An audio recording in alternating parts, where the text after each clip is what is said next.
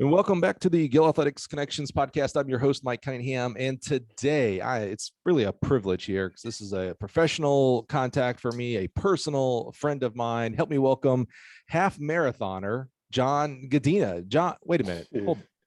I must have my notes wrong here, John. What in the world? You're a thrower. Everybody's here looking for throws, but I got to get this off my chest. This is the only thing you ever post on social media. You have done half marathons, man. What is a thrower? What are you doing? Help me understand this? Well, so COVID hit and my wife said, "Hey, dummy, we need to go do something together." So she had run 5 or 6 half marathons before.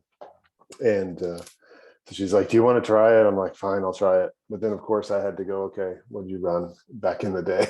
so then it's become an obsession to try and see if I can take down her personal record, which I just barely missed on the Atlanta race last time. So what are we talking about here? Personal records, half marathon, 13 miles. So, I would be at best, maybe I could do mine in 4 hours for a 13.1. What are you guys hitting here? She went 1:58:05, and then I was in Atlanta. And so I did the Atlanta one and hit my second Atlanta one. The first one, by the way, the Atlanta Track Club does an amazing job down there with these races. They must do like 40 races a year, but this marathon was great. It was the first one I did was the day after the Olympic trials, which was awesome. We watched the trials and did that.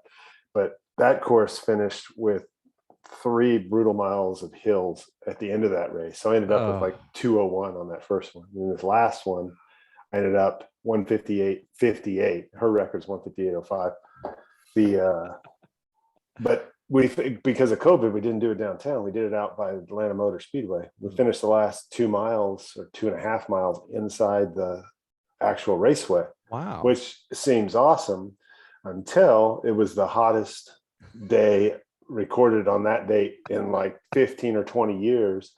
And you're inside this concrete bowl. I literally had to end up walking some of the last mile and a half because it was so freaking hot, and that's my biggest enemy at my size, as you can imagine. Sure. I don't know if you know about the surface area to volume ratio that they set forth in biology, but elephants barely have a heartbeat because they'll cook themselves because they don't have enough surface area to get the heat out. That's what happened to me. Okay, now hold on. So now I know you well enough that every other sentence is a joke, an attempt to make people laugh, and it's usually an attempt that lands. Are you serious about the elephant thing? Oh no, that's true. Is that right? Listen, man, I was a bio major. Prepared for a lesson. Literally, any geometric shape, the sphere is the most perfect as far as volume to surface area, but all these other shapes are all out of whack. And the bigger you get, the more volume you have inside the shape, and the less to surface area ratio. So your volume to surface area ratio gets out of whack. So when you see big people getting hot or big animals getting hot, it's because they don't have enough skin to get the heat out. So that's an actual real thing. Elephants have, I think, correct. Somebody's going to Google this. We need a Google master like Joe Rogan has for this podcast. Where's our guy? But I think elephants' heart rate's like 30 or something because they can't get the heat out. So they literally could cook themselves if they overheat. So now, but that's why any type of heat for me whenever I'm running is train wreck, man. I fully predict today's podcast is going to have about 100 different subjects that aren't all going to be track and field, by the way. We're talking about track? I didn't realize we were here to do that. Elephant heart was not on my top 100 list, though. I didn't think we were going to get that. So did you, and we're going to talk about it here in a little bit, a 3-time Olympian thrower, right? Big time shot putter, discus thrower. Like, did you prepare for half marathon? And what I mean by that, obviously you did. You broke 2, right? Like, that's a big deal. But like, did you lead up to it? Did you run a 5K or a 10K, or was it all just training preparation? I use Amy Begley out of Atlanta Track Club. She's their elite coach, but she also handles all of what they call in training for their 20,000 members that do races. Wow. So I did an online program with her, and it was a build up for last race. I started in September to get to a February race and gradually built it up over time. We did a Thanksgiving turkey trot at 5K, but it was just a go crank it as hard as you can kind of thing, which actually it turned out pretty good this last time. I think gosh, now I'm gonna say the wrong thing, but I want to say I did it in sub 18.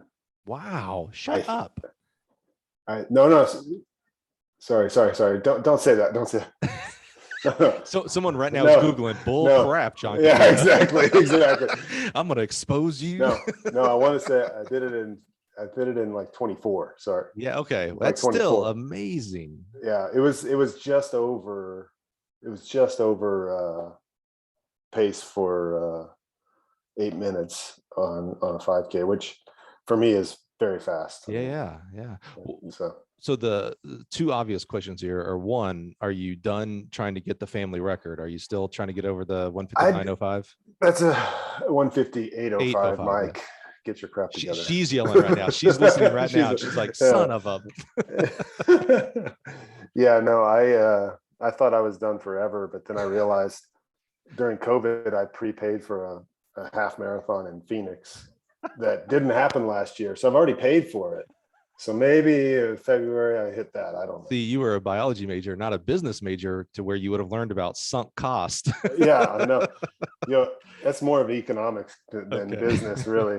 And yes, I will fall victim to the sunk cost fallacy. That's it. So the second question is, okay, you're a half marathon. I'm sure you got your 13.1 sticker on your car. No. Are you ever? I am not that big of a nerd. Are you gonna move up? Are you gonna do the full marathon? No. Are you stupid? Wait, you ran a half. What do you mean? Who's stupid here? You weren't I built barely for. Survived. I barely survived the last 2 miles on every one of the ones I've done. I'm sure there's not a chance that I'm going. I ran actually in Atlanta. You go half, and then right when you're at the last like quarter mile, there's this divide, and the big sign says half marathon finish here. Marathoners go over here. And I'm like, you guys are stupid. That's the dumbest. You go that way, you got to do a whole nother loop. Yeah, this is the dumbest idea of all time. Anybody that does that, I have complete respect for, but at the same time, I do question exactly how sane they might be. Yeah, absolutely. So you know, everybody who has looked at this podcast and seen you as the guest today, I've got 1,000 throws coaches right now that are just screaming like, are you kidding me? I came here to hear about John Godina, the thrower. And so far, 10, 15 minutes in, all we're talking about is marathon. And so why don't we put our throw shoes on? Let's throw away our marathon shoes here, half marathon shoes, and let's get to throwing. So John, talk to us about, where did track start for you as an athlete? Were you a high school thrower? Did you do it before that? Kind of start in that realm, and we'll move forward from that. Oh boy. So I started tinkering around with it because my dad is a throws coach, which I think almost everybody knows him more than they know me now, because every time I meet somebody, they're like, hey, you John? Yeah, I know your dad. So that's the story of my life now. I'm just Bill's son. But it was grade school, I think. He brought home a couple of rubber discs, high school size, because he didn't realize junior high or kids throw smaller ones. And we just went out and started tinkering around and went to the library and got articles and books and stuff, because you couldn't have video back then, right? And that was that. And then 7th grade hit in Oklahoma there, and they had throwing on the track team. So I did football in the fall, and I wasn't a wrestler, so nothing really in the winter. And then spring hits, and went out to do the track team in 7th grade and got super hooked on it. That was the time when, trying to think, I think my dad had already moved from Oklahoma to Wyoming to he retired from military teaching up in Wyoming for ROTC at my high school. So my mom, I would go out and throw from the end of school till my mom was done with work, which that's like 3 hours. Wow. And I would literally just be out there. The high school kids had been long gone. I'm just cranking away because I got nothing else to do. It's not like we had smartphones, right? So did that and every day. And then my dad would tell her what to do. We had a video at that point where she could kind of look and see stuff. So she was really my first coach.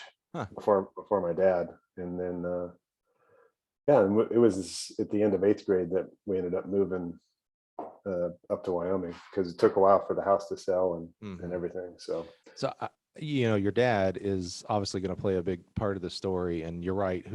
I shouldn't say who doesn't know your dad, but man, if you don't know Bill Godina, what an amazing, not only coach, I mean, that's bar none, but what a great guy.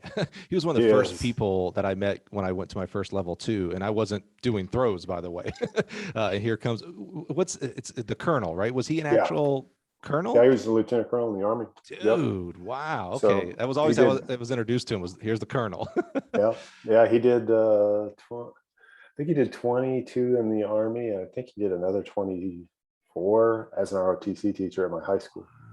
That's awesome. So, So was yeah. it inevitable, having being a coach's son, basically, was it inevitable you were going to do track, or did he encourage other sports as well? You mentioned football already. Yeah, no, we did. Football was, I mean, growing up in Oklahoma as a kid, I mean, we started our town had interscholastic sports from third grade on. Wow. Literally, it wasn't just like club teams and things. Club, right? It Yeah. was school versus school from third grade, and we had an incredible amount of talent come out of that town. Um, I don't want to. I'll miss 1,000 people. Sure. Yeah. But the thing, people like James Trapp, who was world indoor champion in 200 and also played for the Raiders. We had Kelly Stinnett, who played Major League Baseball for 10 years. Stacey King, who played for the Bulls in basketball. We had, I mean, it was just a weird amalgam of people and talent. I think a lot of it was because we started really competing in third grade at that town. Right. And so we had football and wrestling, basketball and baseball were the boys' sports. I think girls did they have volleyball at that time? I don't think they did. I think they had basketball. They had basketball, and they might have had volleyball and cheerleading. But anyway, so regardless, we started with football, and there wasn't really any track at that point. And then he just kind of introduced me to track because he did it. Mm-hmm. Actually, here's a good story about how much this guy likes throwing and track. So I'm doing with my company after I retired, I'm doing these camps, and it's one camp in Sacramento. This guy comes up and he said, "Hey," and his son was in the camp, and he handed me a photo album. He said, "I knew your dad from the Army." and he hands me this photo book of my dad doing in his Army fatigues. He coached throwers in the Army and organized track meets. There's a picture of him with a clipboard doing a track meet in the backwoods of Germany or something like that, just because he just liked doing it. Yeah. And truth be told, he did like the fact that he got to leave at noon to go coach the Army track team, and his bosses got angry because he got that exception. But awesome. I'm assuming that fueled it a little bit. But so going through high school, was football and track your main sports going through high school? In high school, so we did obviously football, and then we actually were lucky that we had a big enough place at our school. We actually had an indoor track. It was a flat 160, so it wasn't a real super great track. But that was super common back then. If you had an indoor track, it was a flat 160 more than likely. Yeah. And truthfully, I wouldn't care anyways, because what do you care? Exactly. There's a shot ring with a flat area to land it in. Whatever. There's a weight room over there. I'm fine. But so football would end, and it would be, pretty much the next week, me and my dad would be in that gym, and we'd start doing throwing and get back into heavy lifting instead of just survival lifting from football, So a lot of people would think, they're hearing that you're the son of a coach, a passionate coach who ends up becoming a really good coach, a really great teacher, by the way, through coaching education. Spoiler alert, we already know you made several Olympic teams. So in high school, when you're doing the shot in the discus, was it just natural? Like first time you threw the discus, was it like 200 feet? First time you threw the shot, was it like 60 plus? How did that go when you first started, going through high school track? Well, high school was, so I guess the first time would have been junior high, when you're just a little kid throwing the 1 kilo, right? And so I think I remember, I pretty clearly remember breaking 100 feet in training for the first time. So it definitely wasn't 200. It was 100, and I think that was, like halfway through my 7th grade year, kind of break 100 feet with the 1 kilo kind of thing. But I think, and that's a good lesson to kids is, you start off way the same as everybody else, especially in throwing. It's an unnatural sport, right? This motion is so much learned and so much technique.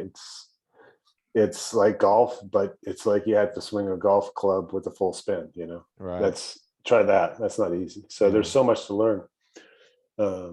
So I started just like everybody else, very, very weak, but I think I had the advantage that my mom didn't get off work till late. So I probably got 3 times as many hours of throwing as any other kid did at normal practice, because I was just out there by myself cranking. Yeah.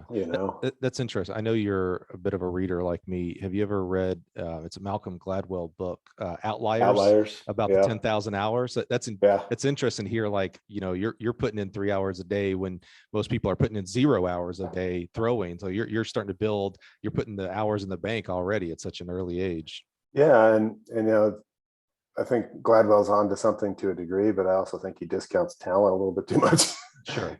I could play 10,000 hours of basketball, and I'm not going to be LeBron James or make the NBA. Just so you know. But you know what? He actually talks about that a little bit, right? Because I think he talked about it with the orchestra example that, the first chair of the Boston Pops certainly had to put in his or her 10,000 hours and also had to have talent. But the second chair was, less talented, but because they put in the 10,000. So you're right. It's not just 10,000 hours, or, maybe I'd be like the world's greatest podcaster at this point. There's some talent that I'm just lacking. So I got to do 20,000 hours or something. You're funny. So as you're going through high school, how's it going throwing wise? Like, I mean, are you doing good? Like, are you going to state your freshman year, or is it something? Actually, yeah. So I would say this, it was the end of 8th grade that we transitioned up to Wyoming from Oklahoma. So getting to the state meet at Wyoming was a lot easier than it would have been at Oklahoma. Sure. But so in 9th grade, and our schools in Wyoming it was really junior high until your sophomore year. So, but I was training with my dad, so I was up there with the team. And I do end up making regionals, but I did not make state that year. I threw 137 in the disc, which is good enough to get to regionals as a 9th grader. Yeah. It wasn't until the next year that I ended up going to state. So yeah, that's a great example to what you're talking about. We know the end story with you as an athlete, right? Again, Olympians and medals and things like that, all Americans.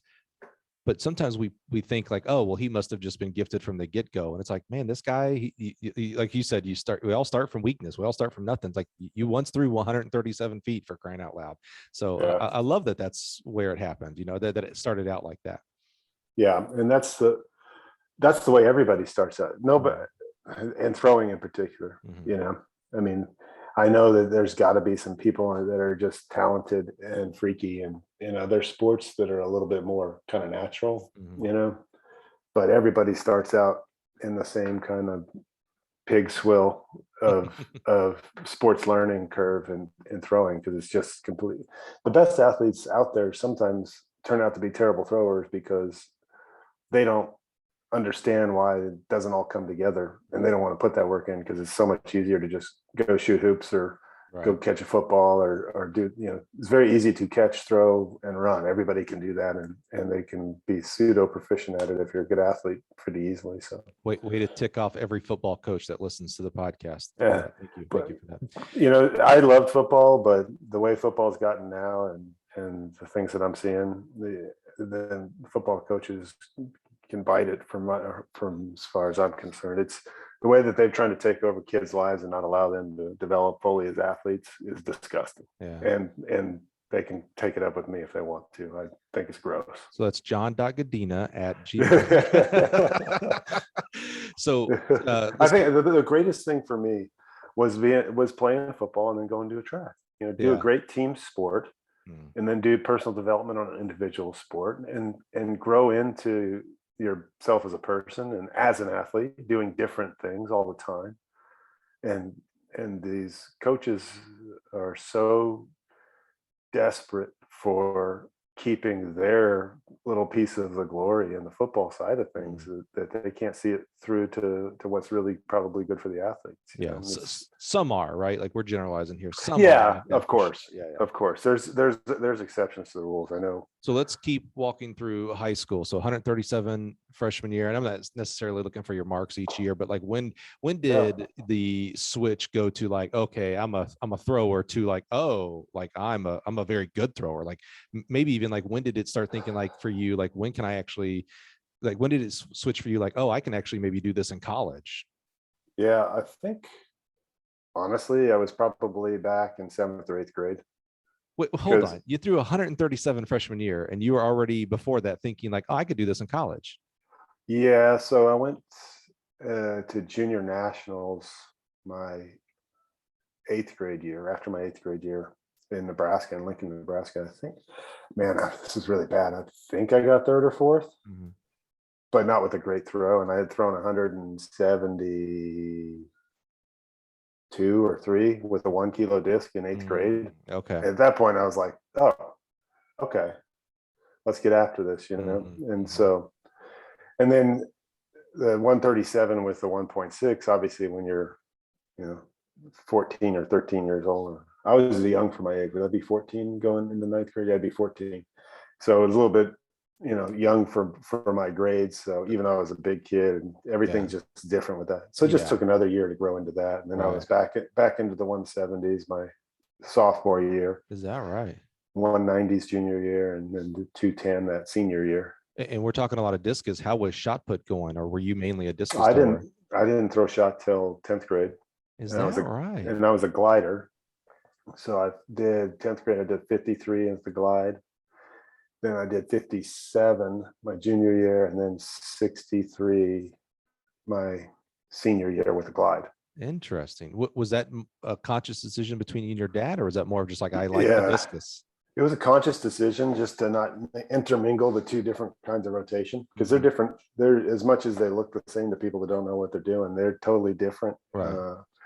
And one could mess up the other. And so he was more comfortable. We had a guy who was his assistant coach who was a glider in high school and glided almost 60 feet. So he helped with that side of stuff. And then my dad handled the disc.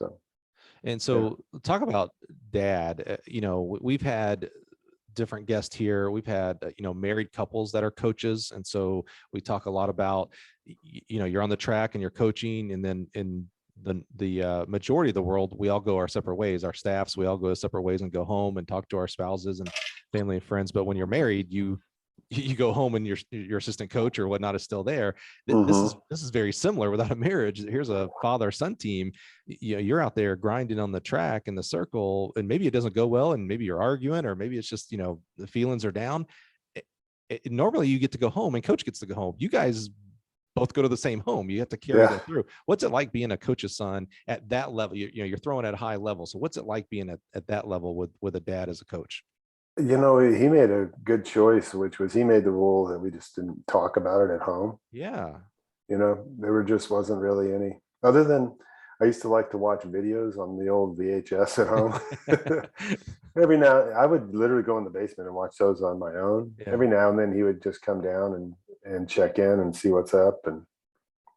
And we might talk about different things we want to work on and stuff like that. But that was rare. I mean, we didn't do it at home at all. So, and we didn't really argue either. I think we got in 1 or 2 kind of good disagreements about stuff where I thought I was smart and didn't know how dumb I was yet. So, I tell you, it does prove how smart he is that he made that decision, right? I mean, you could easily fall into the trap of like, all right, well, we're done with the track. All right, let's go home. Hey, let's get the pen and paper out. Look at, if we just move here and did this, and hey, let's go down and watch the tapes and see, look, if you just put your leg here, I mean, you could easily for sure fall into that trap and do a lot of burnout and relationship breaking at that point as well. And especially when you're dealing with, if you're dealing with someone that's at the higher end of the sport, because it's got to be tempting to just want to be on it all the time to make sure that everything's getting done to kind of maximize that potential. But no, he played it smart. So you mentioned you threw 200 foot plus senior year, 60 foot plus in the shot put. Was football commiserately as good, meaning as you're starting the recruiting process, were you also being recruited highly for football? Yeah, I was. I essentially got offers from the only, I didn't get it. I got offered from pretty much everybody. Nebraska was a late offer because they kind of worked their way through some heavier recruits that they didn't get. And then I was offered later. But I mean, I had offers from A&M, Texas, Wow. Obviously UCLA, Notre Dame didn't. Miami had, for some reason, had my wrong year, and they were calling my dad in the fall of my freshman year of college to recruit me to play football there. Hey, So, it was now someone's laughing right now, and I was as well, but let me tell you, it was a different world back then. yeah, information. I distinctly remember I had a home visit scheduled for a kid, and literally like the night before I'm going to leave to go down to go see this kid and his family, he's like, "Hey, I'm a junior, right?" And I was like, "What the frick, man?" Like, we've been talking for months, and about a home visit. No, you notice that no other coach has been offering you a home visit because you're going to see. It's like, dog it. Yeah. That kid ended up going to Texas, by the way, and was a starter on the football team. Yeah, he was really good. But, maybe not. If I was recruiting him, he had to have something wrong with him. So, what did you?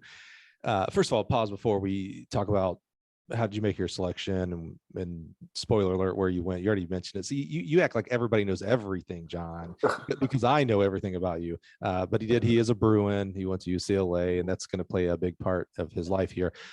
But where was your life, your headspace in regards to a career at this point? Was there any thought of coaching, teaching? What were you thinking as you're looking towards the college level education? I had no idea you could even do a real kind of career in sports. So I wasn't thinking about coaching.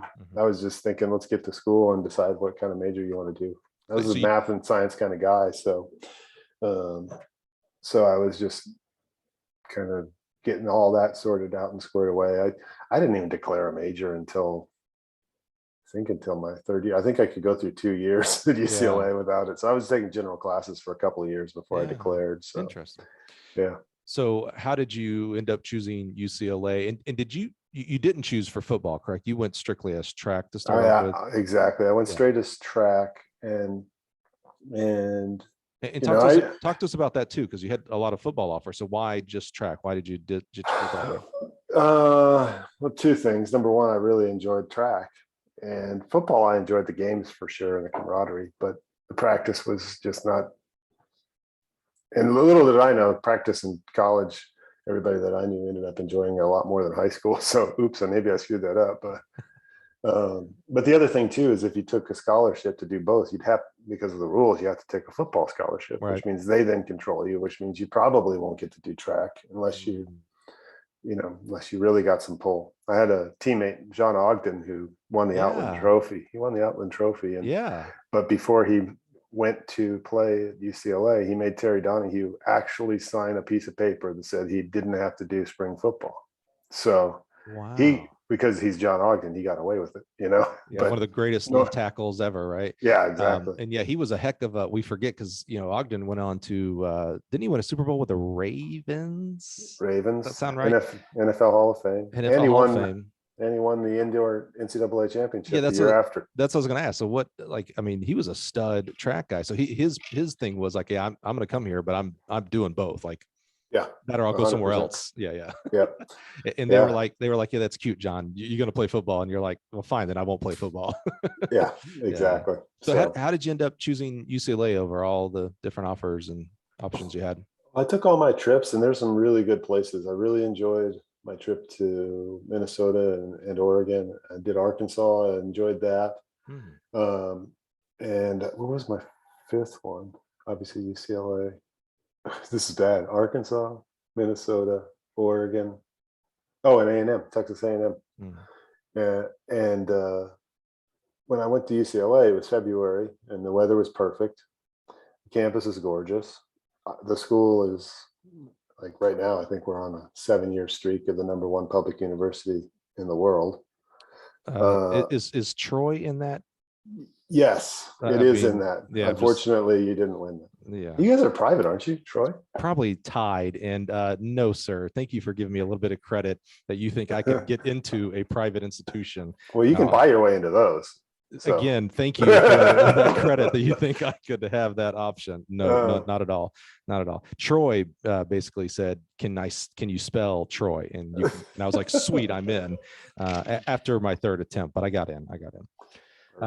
So perfect weather, great school. What else? And then obviously Art Venegas, that he was the preeminent coach in throws and probably still is the best of all time in the shot put. And the guy's had 4 guys over 22 meters. Countless medals at Worlds and Olympics now. How did you know that back then? And what I mean by is kind of like that example of the recruiting. We didn't have the internet and things like that. How did you know, besides the visit, when you obviously got to meet Art and I would say compare him to all the other throws coaches that you got to visit, how did you know Art was Art? You know what I'm saying? Like, he had a lot of success before. I mean, I think at that time he was already on a 10 or 12 year streak of having people in the final at the NCAAs in the shot. I think it ended up being 20 something years after that. But it was honestly, when you're around him, it's not even about what has he done. It's just about how he communicates to you. It's the intensity and he brings a different aspect of the sport in that other people don't. And you can just tell it when you're talking to him that's all he cares about, and he's going to make you good. And he did. He obviously brought in really good athletes and won medals at the Worlds and the Olympics, and he did very, very well at the top end. But he also brought in a bunch of walk-ons that were very mediocre and turned them into people that scored at conference and made it to nationals. So the guy, he had this record of greatness across the board that tells you there's something going on there, and you need to get in the boat on that. How did his style compare to your dad's? My dad's very quiet and methodical and scientific, and Art is not. He's very, very gregarious, loud, very into the psychology of toughness and fighting and making sure that you keep that in gear. I would say every year we had a different lifting plan because he was always experimenting. There was no kind of every year exactly what's going on. You never knew because it was but it was almost like diversifying in sports when you play football and track. By changing things up all the time, I think we learned a lot as well. He's very methodical in his throw sessions, but very adaptive on how you kind of got to point A to point Z in a season. Everything was he was more of an artist than a scientist for sure. That's interesting. I met Art several times, always like in a hotel lobby, and he seems like the most quiet, reserved. No, then you haven't really met him. Yeah, that's what I'm kind of understanding here. I was like, wait, because when you talked about your dad being, quiet and reserved, I'm like, oh, he's going to say Art was the exact same, and you couldn't have described a more opposite style, if you will. Yeah. You need to get Art on here to do a podcast. Yeah. You usually aim for a 2-hour window. You might want to do it in chapters if you're going to do it like that. Yeah. He will throws talk you to death. All right. It's great. We'll have to make that happen because what a legend. What a legend. Truly. So how did you react to that? So, you talked about a complete 180. I loved it. So you got your dad and, there's a lot of trust automatically, right? Because it's your dad and he's quiet and reserved. And then you go to this, sounds like a wild man who's, It was very easy because I still am a big fan of intensity and hard challenges and tough treatment. I liked it, I like being challenged all the time, every day. And that's exactly what he would do to you in every aspect of things, whether it's training or whether it's recovery or whether it's school or even social life and how you just live your life. There was always something that was a challenge at that time. So I ate it up. I loved it. So you have him kind of coming at you, if you will, working with you as the coach. You've got a great team aspect around you as well, other great throwers. Did that play into your development through college as well? So you got the mad genius of Art Venegas, but then you got teammates that are really stinking good as well. Did that help Yeah. push you to go to where you went? Yeah, for sure it did, and you show up as a freshman, if you throw 210 and it's gliding 63, which is, who knows what that should have been spinning, but you show up at most schools and you're the big dog, and you really had to earn your place on that team, not only with the people that were on the team, but the post collegiates who just had been on the team that were still training there, that were really good. You had Brian Blutrick was training there, he's an Olympian. Oh yeah. Dave Wilson was close, John Fraser. I mean, you had some really good people still training there. So it was probably the best thing in the world for a kid that was really good to show up and be truly the bottom of the totem pole and have to fight your way up through it. So talk about that mentality though, because there's the the big fish, small pond. I don't know, adjective, commonality, whatever it's called. So some people can't, especially we're talking about an 18-year-old here. We're still, you're still developing, your brain's still growing, for crying out loud, right?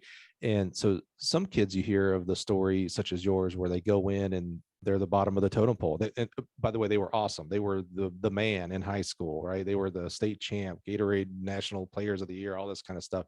And then they go to a situation where it's like, oh yeah, we got 9 guys as good or better than you, and they just fold like a house of cards, right? And then others like you, it's like, oh, okay, I'm number 10, great. What do I got to do to be number 9? What do I got to do to be number 8 and continue leveling up? What do you think, looking back now, because now you have hindsight, right?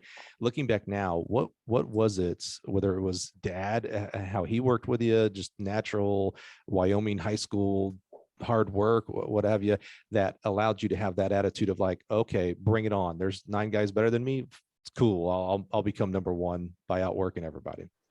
Yeah, I don't think there's any one thing that could cause that. I think you've got parenting is one thing. Obviously my dad's a coach, but my mom's she was hardcore, man. Like she didn't take crap from me or my sister. And she was the first person whenever we were full of crap to tell us, so it was pretty hard to get away with being a douchebag around the house. It just didn't happen all that easily. So that being said too, I think it was very fortunate growing up in an era where toughness was still valued. Whereas I don't know, I'm not in schools today. I just probably speaking based on artificial information that you see on media or social media, but I don't know that toughness is a value that is really put forward in the development process at this point. I think caring and stuff like that is the prioritization of feelings versus success. So for me, it's seems very lucky that I grew up in the kind of Rocky Balboa era of train harder, train tougher, get punched in the face, and then come back and do the same thing back, and screw your feelings, get the job done. And now we live in the Logan and Jake Paul era.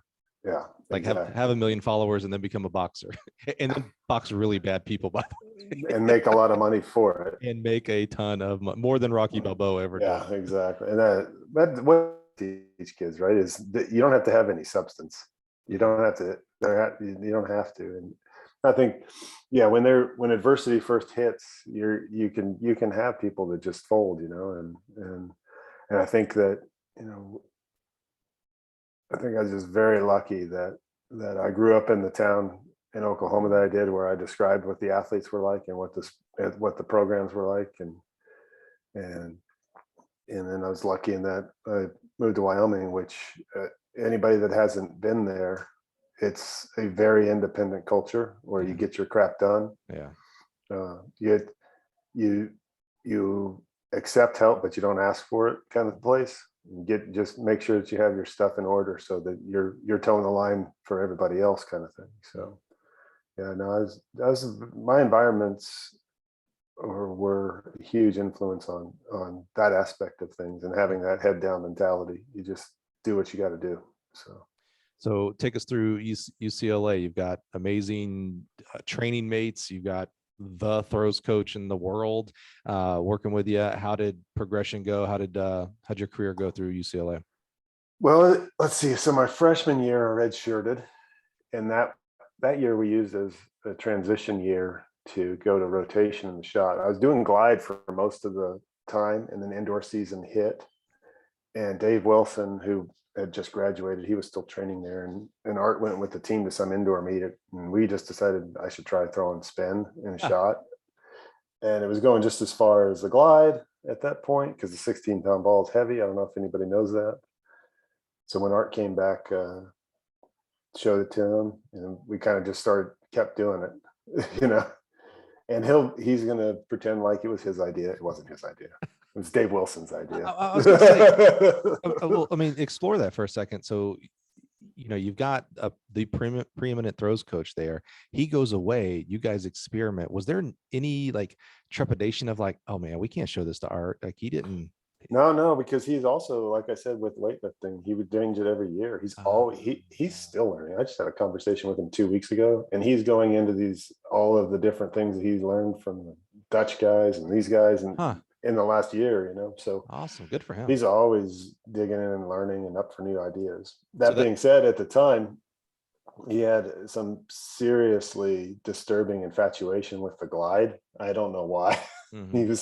He was literally emotionally attached to that way of throwing. He had spinners, but I think because John Brenner was so good at the glide for him, he just loved it. So he wanted to have another Brenner, but I was not that big and strong, so it wasn't going to get done that way.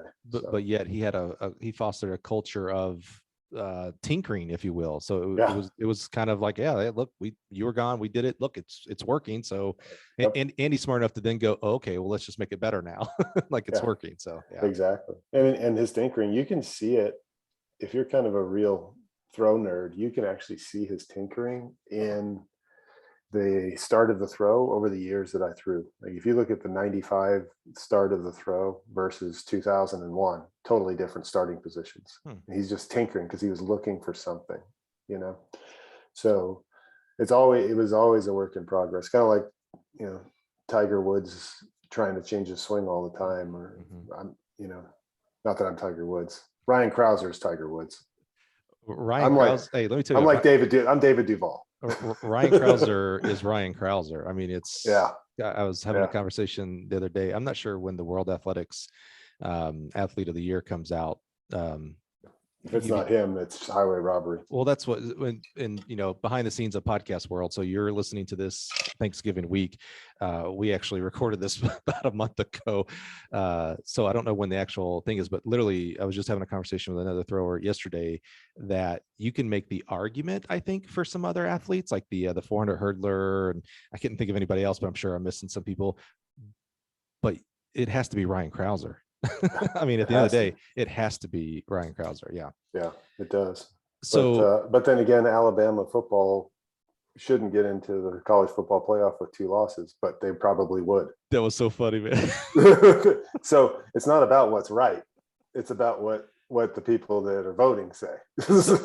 Someone had a Twitter poll, like, who gets into the college football playoff, undefeated Cincinnati or 2-loss Alabama? And I was like, how is that a real question? Come on, Cincinnati has to be there in that situation. Get out of here. I run it's a 50-person football league.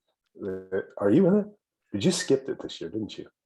I'm so disappointed that this is how big of a factor. Oh no, you are in it. Hold on, let's check your standing. This is how big of a factor I'm in this pool. He doesn't even realize I'm in. That's how bad. I forgot you're the lone trash talker. I'm on the message board talking to myself and you. That's basically I'm checking your standings right now. Let's do this. We're checking. I start off every week about 4-0, 4-1. There's 15 games each week that we pick. And good news. I end 9-6 almost every time. Good news. You're only 1 win behind me. Yeah, that's really my only goal. But I'm in 40th place. You and I should have you and I should have like a side bet, because that's really the challenge is, can I beat John? That's my only goal here. Yeah, we're pretty terrible. I picked UCLA this past week. Dadgummit. Yeah, exactly. What brought this up? What were we talking about that brought up the football pool? Because I was going to make a very You're gonna make a really good point. Poignant point. Yeah, I'm trying to figure out what we were talking about that brought it up. See, I'm being a bad host. My job is to keep the guidelines, keep the rails going here. So no, what we were talking about.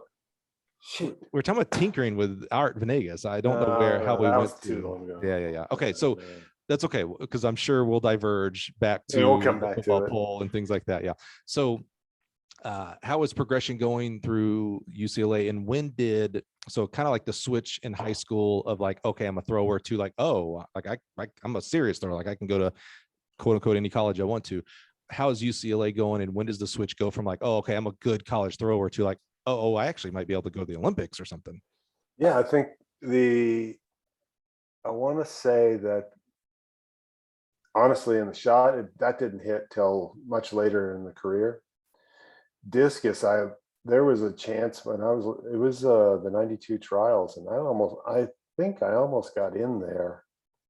But I think the redshirt year when I was like 18 and I hit 190 feet with a 2K disc at 18, I was like, whoa, we're on to something here. Wow.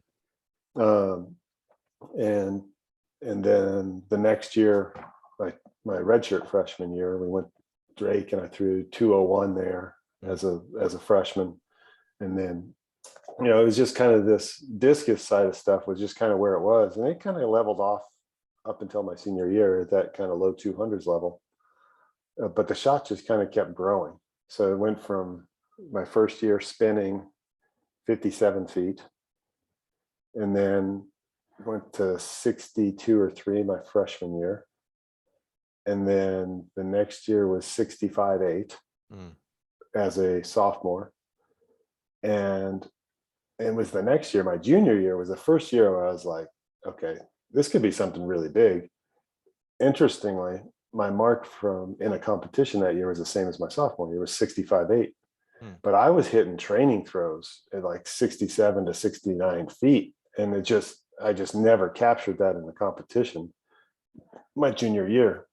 Wow. And that was very frustrating, because obviously you want to get those big throws, but more frustrating because, NCAAs should have been won at 68 feet or so, but I didn't perform. So I had won indoor nationals my junior year, but I did not win outdoor nationals, and I won discus throw my junior year as well. So I won indoors and discus, but not outdoor shot. So outdoor shot was kind of that title, and you need to get one. But and the funny part is, and this is where you get into that same conversation we were just having about that kind of toughness of attitude of trying to kind of move up the ladder and everything. I remember after we went to Boise was where nationals was my junior year, and I had won the discus. I think I got third in shot, and it was literally like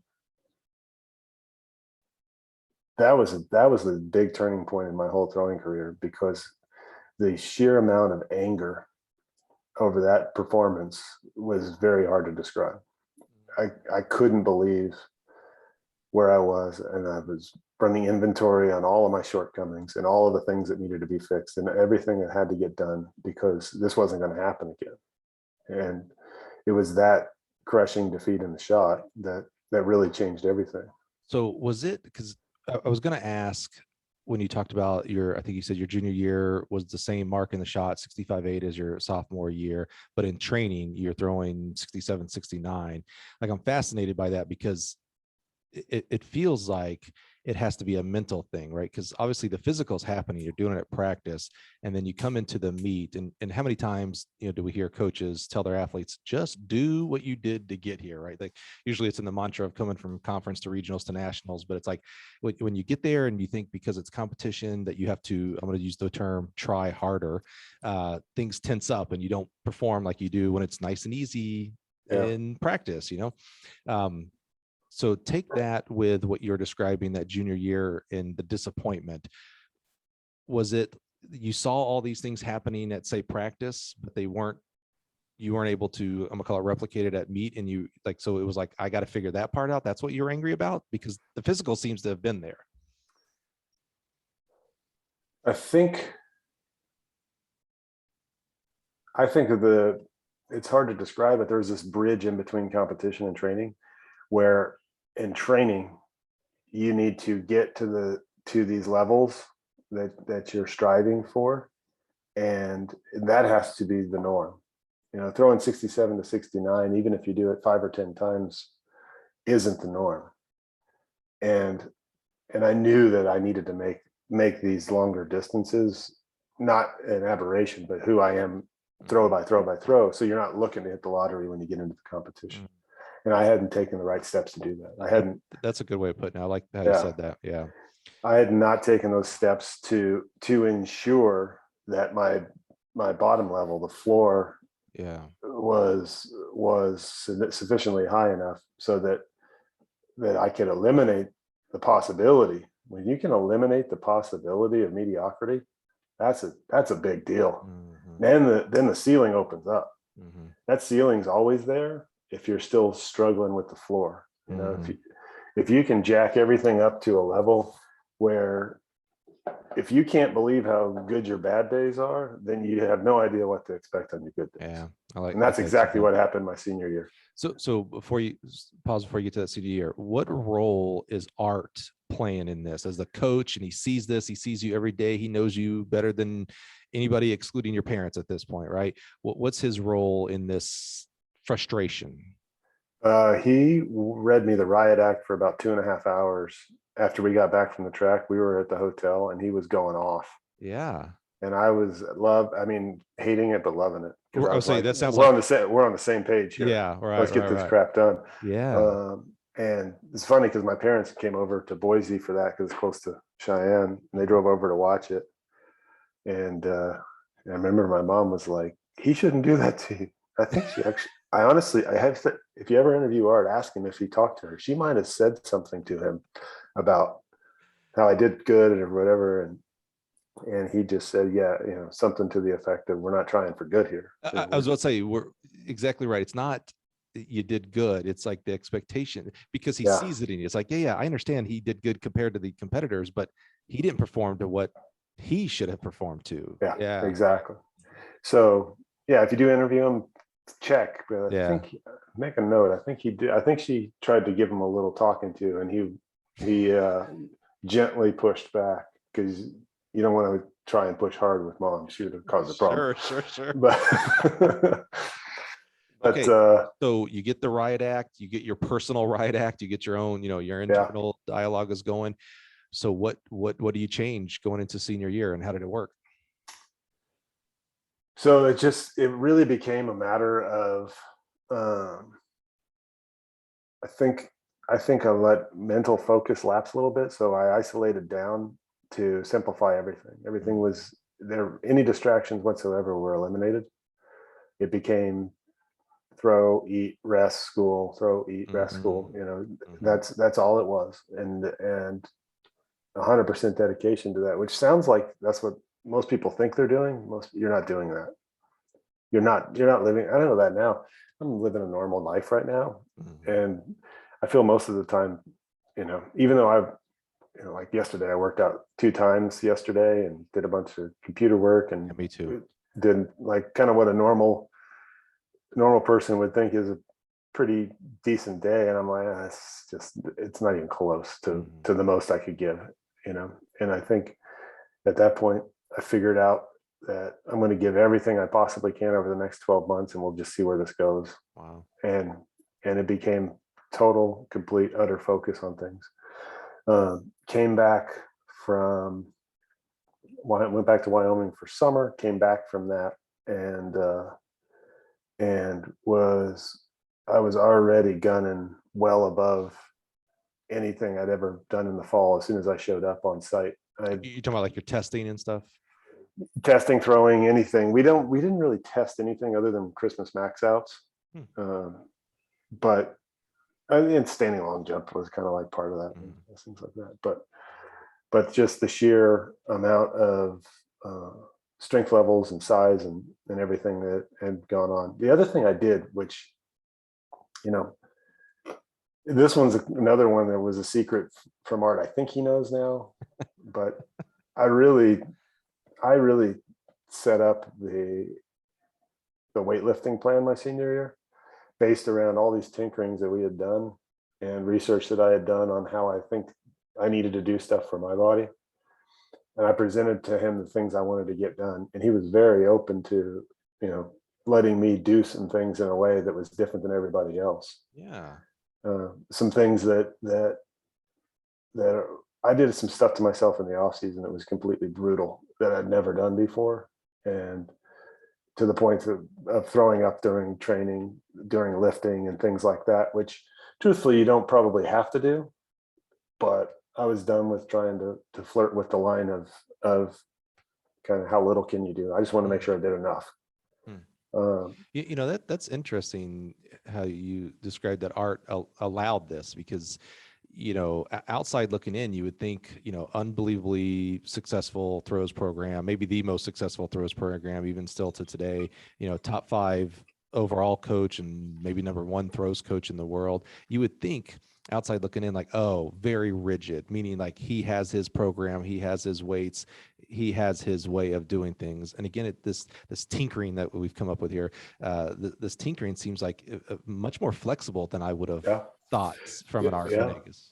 Well, and like I said, he's more artist than scientist. And I think this is my guess, is that I think he kind of at that time did an assessment of the situation and compiled what had happened the year before, our conversations after it happened, and how I showed up after 3 months in Wyoming.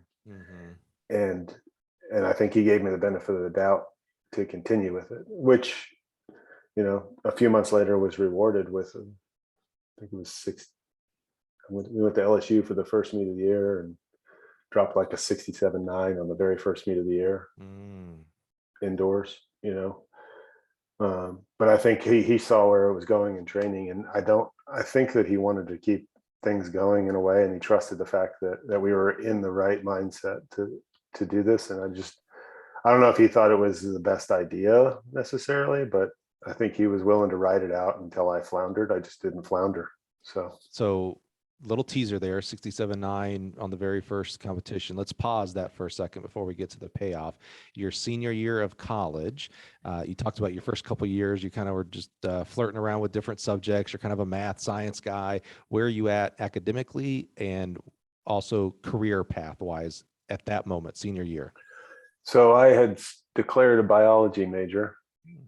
I actually was going to do biochem, but then because they had 2 series of calculus, and one was life science calc and one's hard science calc. To go biochem, you had to have taken the other one. So I was not going to go back and repeat calc. So I was like, I'll just do bio. Biology seems great.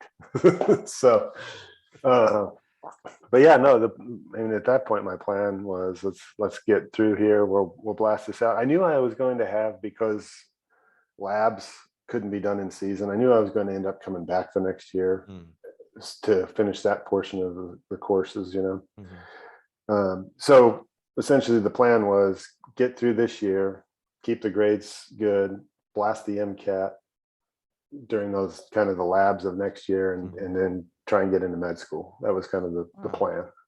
And what year is this senior year? It was 94, 95. 94, 95, because you had said you just missed the 92 trials.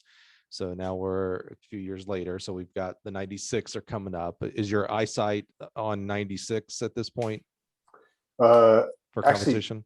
Actually, I think I made this is really bad. I think I did make it to the trials. I believe I made it to the trials in 92. I had to check those records too. You know, when you make so many, John, I get it. You kind of forget. I understand. I get it. Hey, same, brother. Same. I get it.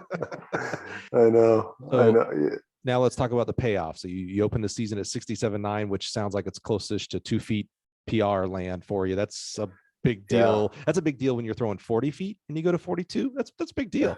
You're throwing 65 and you move to 67. That's a different stratum. How'd the rest of the season go? I think for indoors, it was like a 3.5 foot PR indoors. Oh, sure. I think 63 or 4 was my indoor PR. Right. So, and then indoors was interesting because it was kind of like I got that one and then it just kind of stayed there. Nothing really big was happening. But the other thing about it is Art never cared about indoors. We would do it. He called it a reward for a good fall. That's such a UCLA I know, West Coast Pac-12. What were you, Pac-2 probably back then? That's how old you are. Yeah. Pac-10 back then. This is actually a story about how little, I don't know if you're gonna laugh or cry. The sincerity of how little UCLA at the time cared about indoors is demonstrated in the fact that I think it was my junior year, or no, it might have been my senior year. My senior year, we go there with me, Parlin, and Ogden in the shot. I think we had we had our 60-meter guy, Marcus. We had Marcus, yeah. And we had a high jumper or something. And we go to indoor nationals, do a good job. Everybody's happy. We're sitting there at dinner after the end of the competition. And some guy comes wandering through in Indianapolis to the restaurant. He's like, "What are you guys doing here? They were looking for you." We had gotten fourth as a team and we didn't even know it. And they give trophies for the team down to fourth or sixth or something. And we weren't there because we were eating dinner because we had no idea we'd even gotten. You guys were just so focused on your individual competitions. It wasn't like, oh, let's go there and win a title or anything. Yeah. I mean, wow. It is what it is. So but again, such a Californian. I know. I don't think it's like that anymore. I think that's an important season to everybody. I don't know. I still think some West Coast teams, at least through the conference, there's not a lot of like, yeah, whatever, man. Like they're doing outdoor meets in February, and people are still trying to qualify for their indoor conference and national. So there's just kind of a regional side to it there. Yeah, for sure. So it's just stayed the same because we were literally training through the whole thing. And did you throw the indoor weight at all? No, that's stupid. Okay, I'm just wondering. Okay, so indoor is a 35-pound weight is the dumbest thing of all time, and every hammer thrower probably will tell you the same thing. Sure. Yeah. I love the hammer and the weight throw. The weight throw is amazing though because it is 35 pounds that gets thrown 70 plus feet, but it's not plus. It's not the same. Hey, I don't know if you know this, but 70 plus encompasses 80 plus. Just yeah, I know, but you just downplayed the greatness of these athletes. Way to go. Or people throw the shot 60 plus feet. Or someone who throws 70 is still awesome. and I'll be surprised if this makes the final cut, folks. I'm not sure I'm going to edit this part out right here. You only edit out potty breaks. That's it. So I don't even do that, man. So keep me on track. No, I'm supposed to keep you on track, John. Oh yeah. So you're not throwing the weight. Yeah, that's fine. That makes sense. Okay. Go to outdoor season. So outdoors. You get to your event, your discus now, right? Discus. Yep. I end up pretty good. I really should get a tracker on exactly how that season opened up in the disc. What I do know is it progressed rapidly. And I had a hefty lead on most of the country. I think I ended up in Salinas dropping a 214. Which at the time was pretty darn good college throw. I think it was top 10 all time. And then the shot just kind of kept progressing. I think I opened up 65 or 6. We went to Penn Relays, and that at Penn Relays, I set a Penn Relays record at the time, and it was like 67.9 or 10, something like that. That one I remember distinctly because my sister was going to Penn Law School at the time, so she was there. That's cool. And I remember I was doing some warm-up throws, and this is the craziest coincidence of all time. Throw it out there, it hits the dirt, bounce, bounce, bounce. There's a dude out there taking pictures with a camera, but he has his other camera on the ground with this huge lens and a tube at the end. It literally rolled perfectly in the tube, smashed his lens, and I'm sitting there trying to warm up. And he can't get it out. It's such a tight fit that he's trying to drop the shot out. It's stuck inside that tube at the end of the camera lens. And I was just, first of all, what are the odds of getting something in that tight of a spot? Right. That had to be like $1,000 lens, I bet, too. I was probably more than that. Yeah. It was like 2 feet long. It had to be a lot of money. Dude. Afterwards, I apologized. He said he had insurance. He's a pro. So, yeah. Did he get to keep the shot in the? No, I made sure that got out. That'd have been a cool trophy. I was dropping bombs. I wanted to make sure I kept that thing going. So so that was fun. And then that's really when things started really taking off. So that happens. Then we come back to UCLA. We go to USC for the USC dual meet, which if anybody has ever been to that, it is a competition. Like people that think dual meets are done need to go to that. It's I got unbelievable. I got the honor to interview Willie Banks early in the podcast last year. And some of the best story. I mean, he's a storyteller, right? I mean, amazing athlete, a better person. And so he tells a great many of stories, but one of the best stories was his freshman year at the UCLA USC duel. And he's on the runway. And if he wins the triple, they win the meet. And he hears someone saying something like, Willie, you suck, or you can't do it. And he looks over and it's OJ Simpson. And I was like, if that doesn't encompass the USC UCLA duel, it really is. It's awesome. So you go to the dual meet, which that's one of my bucket lists. I've yet to go to that meet. It's amazing. Yeah. And I end up sucking, going like 65. Oh. So it was kind of that backwards checkpoint where you're like, okay, hold on. You know, like any football team has a bad game and it's like circle the wagons. Let's get this crap together. Right. So that was kind of that. It was then from that point forward, it was every 2 weeks I would have a meet where it would be, so the next one scheduled was Modesto. 2 weeks later was going to be, it was 2 weeks later was Pac-10s. Oh, so you got to be close to conference, right? Yeah, and then 2 weeks later would be nationals. Mm-hmm. And so and part of why that USC meet went so badly was I was really starting to crank up the throws in training. Like it was, and in the way I had designed the weightlifting, I had designed. Go ahead. When you say crank up the throws, do you mean the number of volume or distance? Yeah. Okay. Mm-hmm. Yeah. And so what I knew, by the way, I had set up this program. I had designed it to finish the way we used to finish in high school, because in high school I used to have massive peaks at the end. We had tweaked a let off at the end in a way that allowed me to really take off. But you have to trust the system because you're burying yourself along the way. So you don't feel that great. Then that last 3 weeks or so, you start taking these steps of reduced volume and even no volume on weightlifting just to get huge distances.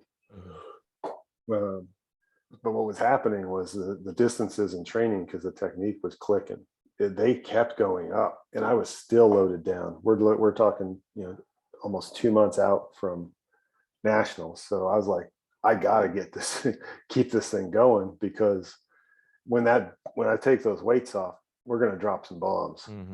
So we end up going to Modesto, and that was the first time where it was like, whoa, like it was the first time when I looked at it and I was like, okay, I've never seen anything like this from, it was something special that day. So that was the first time I hit 70 feet. I hit 70 feet in warm-ups. Did not hit it in the meet. Okay. Ended up warming up over 70, and everybody was freaking out. And I was in a groove. Now this is the sadness of that focus that people today would think you're cruel and mean and stuff. A friend of mine, teammate of mine, Travis Haynes, had ACL surgery and repaired his knee before. He ends up ripping his ACL on the toe board during warm-ups for finals. And I had already hit, some good throws. And I literally was like, I can't do anything about it. So he's laying like 10 feet in front of the ring because he had kind of tripped and fell out there, and people were attending to him. And I was literally taking warm-up throws over him because I was like, I can't do anything about it. This doesn't look like something you should be doing, but I'm just going to keep this groove going. Yeah. We've kind of talked about that a bit on the podcast, John. It kind of started with Cameron Babb. He was a decathlete for at Emporia State. He's now the head coach at Washburn. And he told a story. I've told it a couple of times, so I'll keep it brief here, but he told a story of he had a coach his first 2 years as a decathlete, a throws coach, that he just couldn't click with, right? And he didn't mention the coach's name. He didn't want to talk bad about anybody. And then a new coach comes in for his last 2 years. A new throws coach comes in, and they click, and he throws a lot better and becomes a really good decathlete. Well, then he goes soon after that, he becomes a coach himself. And he tells a story of how he's at the USTF CCCA convention, and he sits down with Heather, I always mess up her last name, Leverton Dorer, and talks throws. She's a throws coach, and talks about throws. And he goes, man, it really helped me to teach the throws. And then he kind of drops this little truth bomb. He goes, yeah, she was that throws coach I mentioned my first 2 years. And so it was interesting, the difference between being an athlete and being a coach. So as an athlete, and in this situation that you just described there, it's a very selfish thing. You have to be selfish, no matter what level, whether you're going to be a national champ, Olympian, or even you're going to be a member of your team and you're going to be good. You have to be selfish. You're taking everything that the coach gives you, and how do I internalize it to become a better thrower in this example? Where when Cameron said, I wish I would have been able to, learn from her better my first 2 years. And I was like, well, you can't have it both ways. So as an athlete, you were selfish, you had to bring it in. But now as a coach, you're open different.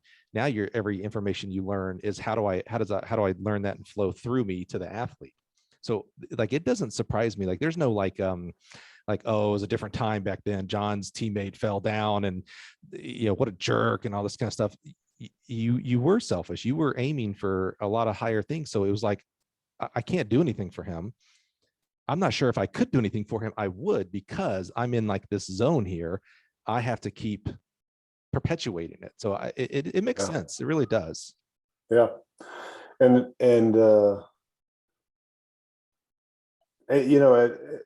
believe me, my guilt level about it is minimal.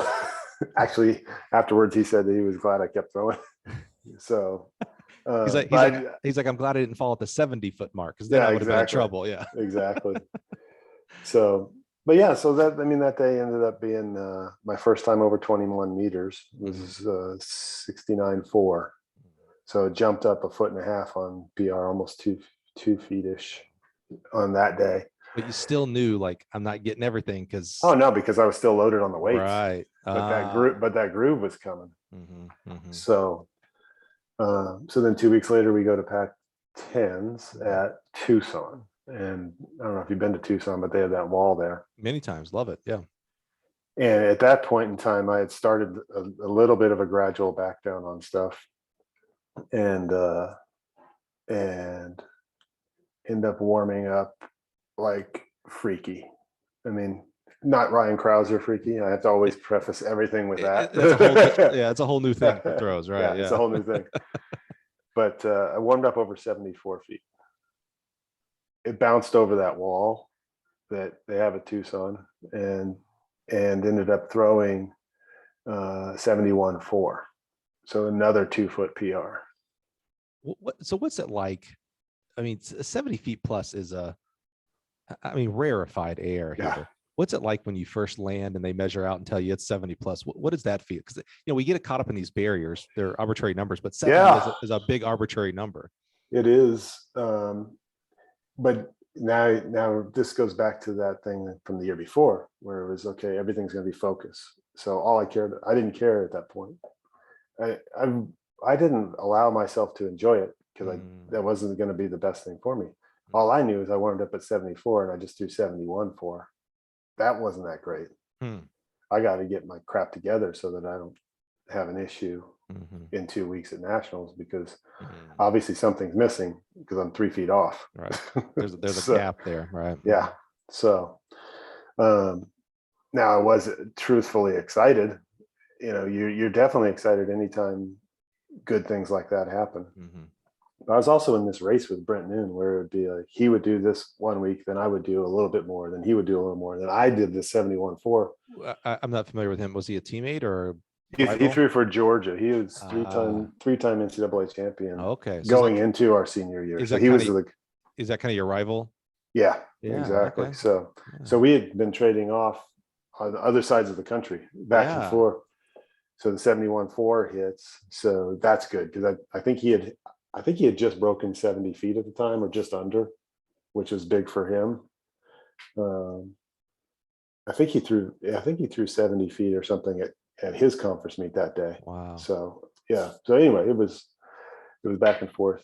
So yeah, that was the conference meet, and then it was a couple weeks till nationals, and then the weights come off, and I didn't see any big jumps on distance in training. It was all kind of settled in there, at the same thing. But what I did see was the floor again rising, where the bad throws were very far. So the bottom end kept creeping up throughout those 2 weeks. So get to nationals. Discus was at nighttime. There was a rainstorm. I only took 2 throws. You said rainstorm, was it in Oregon? It was in Tennessee, Knoxville. Mm-hmm. Yeah. So I dropped a 204 on my second throw, which was going to be good enough to win it. So we threw 2 throws in disc. That was it. Wow. Just take it and go, and just get ready for the shot. And then the shot hit, and that was it was me in the first flight, Brent's in the second flight. I threw like 69 something the first 3 throws. Then we get together for the finals, and I get the warm-ups before that, and I just start cranking. If you look, there's video still online, because it's still the NCAA record. So 20, right? It's 26 years now. Yeah. So you can find the video online. There's a grass line right at about 72 feet. And in warm-ups, I blasted it, and again, over 74. End up dropping a 72.2, 22 meters even.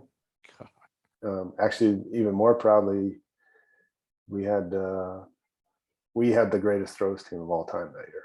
Still is. So we had, this is the time when we should edit, because I actually have the article hanging on my wall. The stats are off the charts. It's better. I could go. It's better when I get people commenting on Twitter and go, "John was full of crap, man. They didn't get first, second, and third. They got first, second, and fourth, or whatever." Yeah. Well, much better when we can correct you on social media. So here was the scoop. We got in the men's shot first, third, and fourth. In the throwing events, men's and women's, at the time 7 events, because the women weren't throwing hammer yet. We won 5 of the 7 events. Wow. We won women's and men's shot, women's and men's discus, and men's javelin. And our women got multiple scorers in the top 5 in both the shot and the disc. Was this Susie Powell's? I can never pronounce her last name. Susie was a freshman. Okay, Celia Sua. I can't. Cevala was there. Yeah, Dawn Dumble was there. Oh yeah. Valida Althouse was there. Wow. Actually, sorry, Cevala wasn't there yet. It was Valida, Dawn, and Susie. Yeah, Sua came after. She was a year or 2 younger than Susie, right? Yeah. Yeah, correct. Yeah. Yep. Wow. And then Greg Johnson won the javelin. I won the disc. We got first, third, and fourth in that. I want to say that if we put our throwers together, again, the article's hanging on the wall, but if you put our point totals for men's, women throws together, we would have been third as an overall team. That's how many points we dropped. Wow. Yeah. Holy cow. How did you guys do as a team? Did you win the title? We got robbed. So here we go. No, it was straight up SEC robbery. So we lost by 6.5 to Arkansas. So Otto Bolden is junior that year. Okay, yeah. So he's in the 100, prohibitive favorite, of course. And they call set in the I don't know if it was the semis or the finals. They call set. Everybody comes up. He's next to Ken Harden from Kentucky. Comes up late. He just gradually, slowly comes up after everybody's already up, literally up, waiting, and he's still down, and he starts coming up slowly, and Otto just leans a little forward, and they kick Otto out. No. Yeah. And we lost the nationals by 6.5 points. 6.5, and he's 8 at the worst, right? Yeah. Oh man. Yeah. Oh.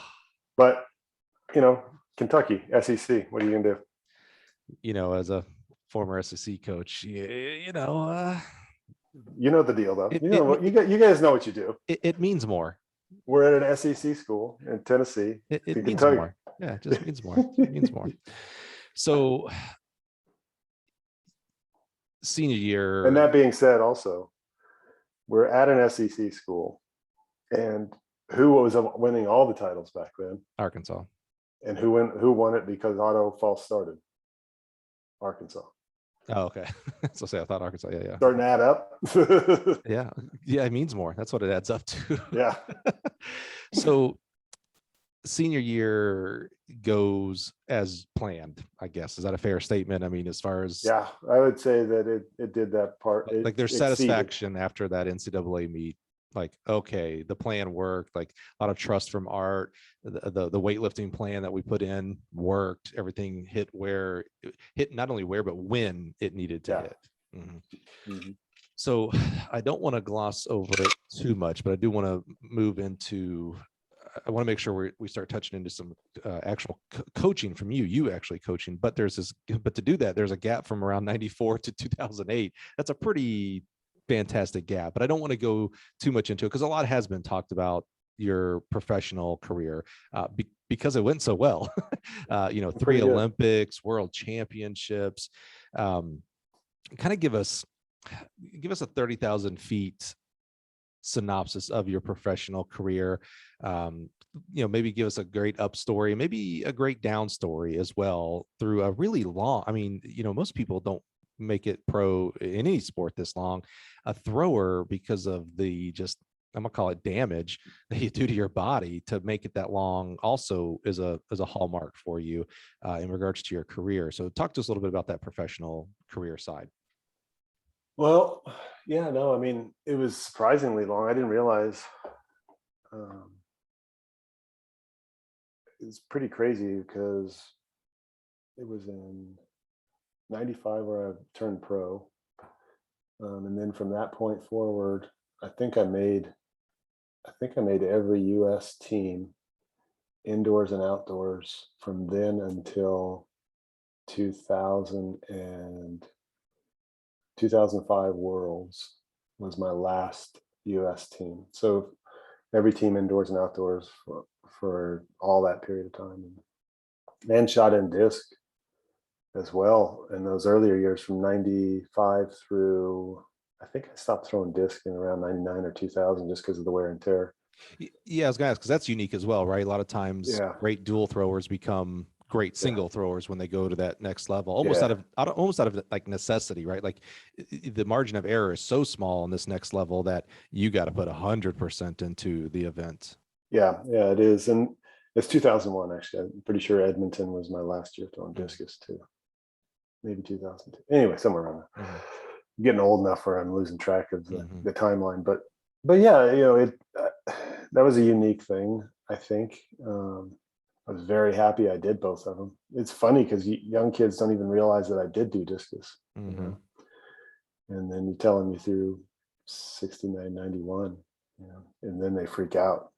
It's like, no, people used to do that. I mean, not to that level generally, but it was the thing that people could throw both. So, but yeah, that kind of view from above you're looking for. It was 10 years and 9 medals, and just kind of did what I did. Actually, did a very good job of not kind of recognizing what I did and just making sure I did the work. It's funny because my wife just 2 years ago started finally putting up plaques and awards and stuff. I'd never had it out at all in my house at all. And now, except for the medals, right? No, those are a duffel bag in the closet still. Yeah. Is that right? Yeah, they're not out. Why is that? Was it more about the process for you than the awards, or? It was at the time. It was don't get distracted, right? Get your crap together because because somebody's going to beat you if you think that you're as good as that last medal, So, but then after that, I was just kind of so used to that having them tucked away that it wasn't that big of a deal. And is Art coaching you your entire professional career? He coached me all the way through 2004. And then after a 2004 season, that's when I moved to Phoenix. And then Dave Dumble coached me. Oh, yeah. And then 2005, I ended up getting PRs, both indoors and outdoors in the shot after moving here. And it wasn't, I don't think, because Dave's any better or worse of a coach. I think it was just after a decade, just a new environment. You see it all the time with people, just kind of fresh, kind of spark of life kind of thing, more than anything, right? Yeah, more mental than anything, Yeah. right? Yeah. So So, we don't talk training here on this podcast, but what's the difference? And so maybe it's more mindset or preparation to make it successful on that next level. I mean, it's amazing to be NCAA All-American and national champion. I mean, you go to the national meet and you see these guys and gals that win and place in the top 8. I mean, they're phenomenal. I mean, it's phenomenal. Plus, they're balancing college education and life as well. The next level is just like I've heard the saying, like the easiest way to go from number 1 to 100 is turn pro in track. Yeah, it's just you're now up against the world, right? So what does it take on that next level for these 10 plus years? You're wildly successful with the medals and records and things like that. What does it take? What's the change that has to happen from collegiate to the professional side? So that's an interesting question that I'm not probably the best person to comment on the change, because I think that the big thing for me was not changing. I mean, I stayed at UCLA training there with my coach all the way from, I was there from 90 to 2004 and sticking with what was good, And when I kind of had both sides of the coin, where in the shot, I quote unquote turned pro, and 6 weeks later I was world champion. So I didn't have to get better to be at the top in that one. But in the disc, I was still like 25th. So I needed to grow there. And I did. And I think 97, I won the world's in shot and ended up 5th in discus in the same meet. Only missed the medal by a couple feet, like just a little bit.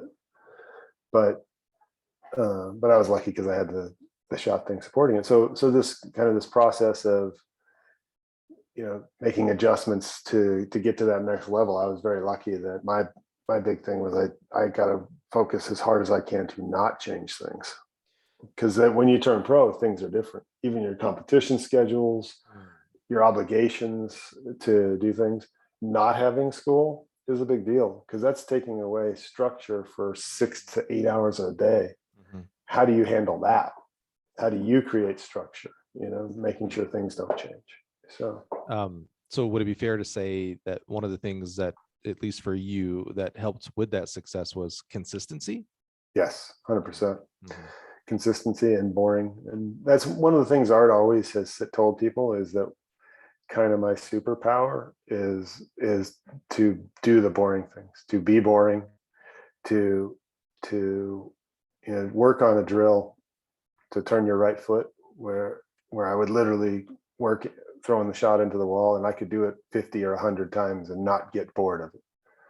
Because I'm trying to get something done, just focus and do it. And I think that comes from back in 7th grade, 3 hours a day of throwing. So that just carries forward, where you think, oh, well, it's been an hour, but I could put in another half an hour or another hour if I need to. Let's get this thing right. But the ability to lock it down and do that redundant, boring stuff, and not seek stimulation of the mind, just getting your work done is kind of probably the one thing. You mentioned about that structure of losing the structure of school, of college, right? I've got an 8 o'clock class, a 10 o'clock class. I've got training room at 1, practice at 3, whatever, blah, blah, blah, right? The other aspect that changes from college to pros is you no longer have someone entering you into meets, getting your transportation taken care of, your uniform equipment set up. How did you adjust to that side of being a real professional track and field athlete? Meaning you got to do, or someone has to do these things, because that don't get done anymore. You're not a Bruin anymore.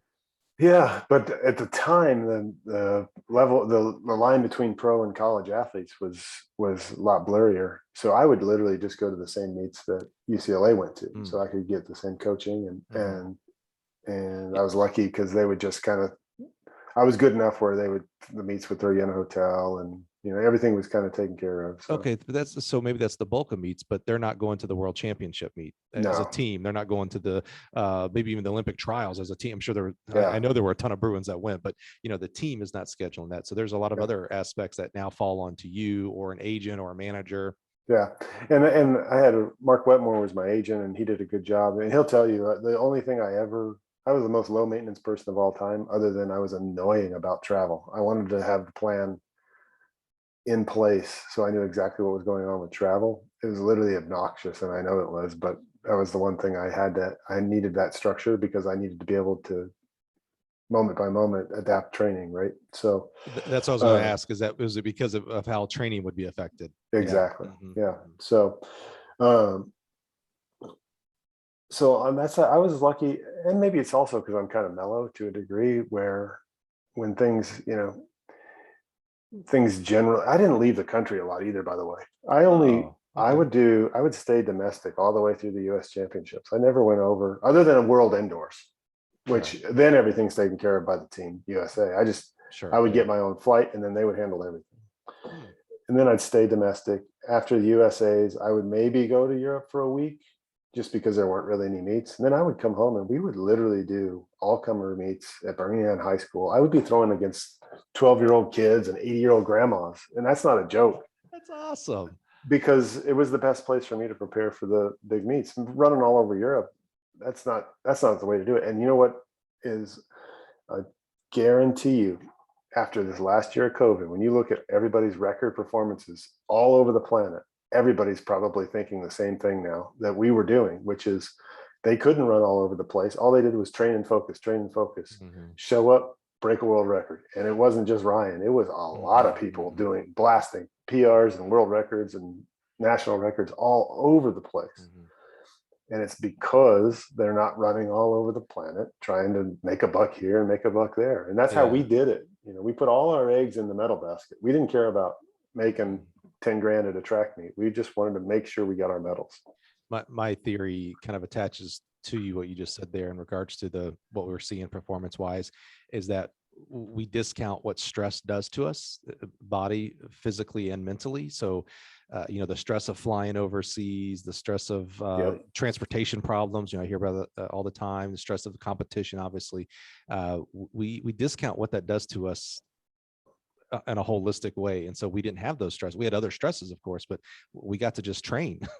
And so the level of stress physically and mentally, and maybe physiological, was a lot lower. And so then when it became time to hit the stress meter up high and go compete at trials and go compete at Olympics and whatnot, you were able to rev that engine. The red line got farther. So I got to really go deep into it. And that's where we saw, like you're saying, just amazing.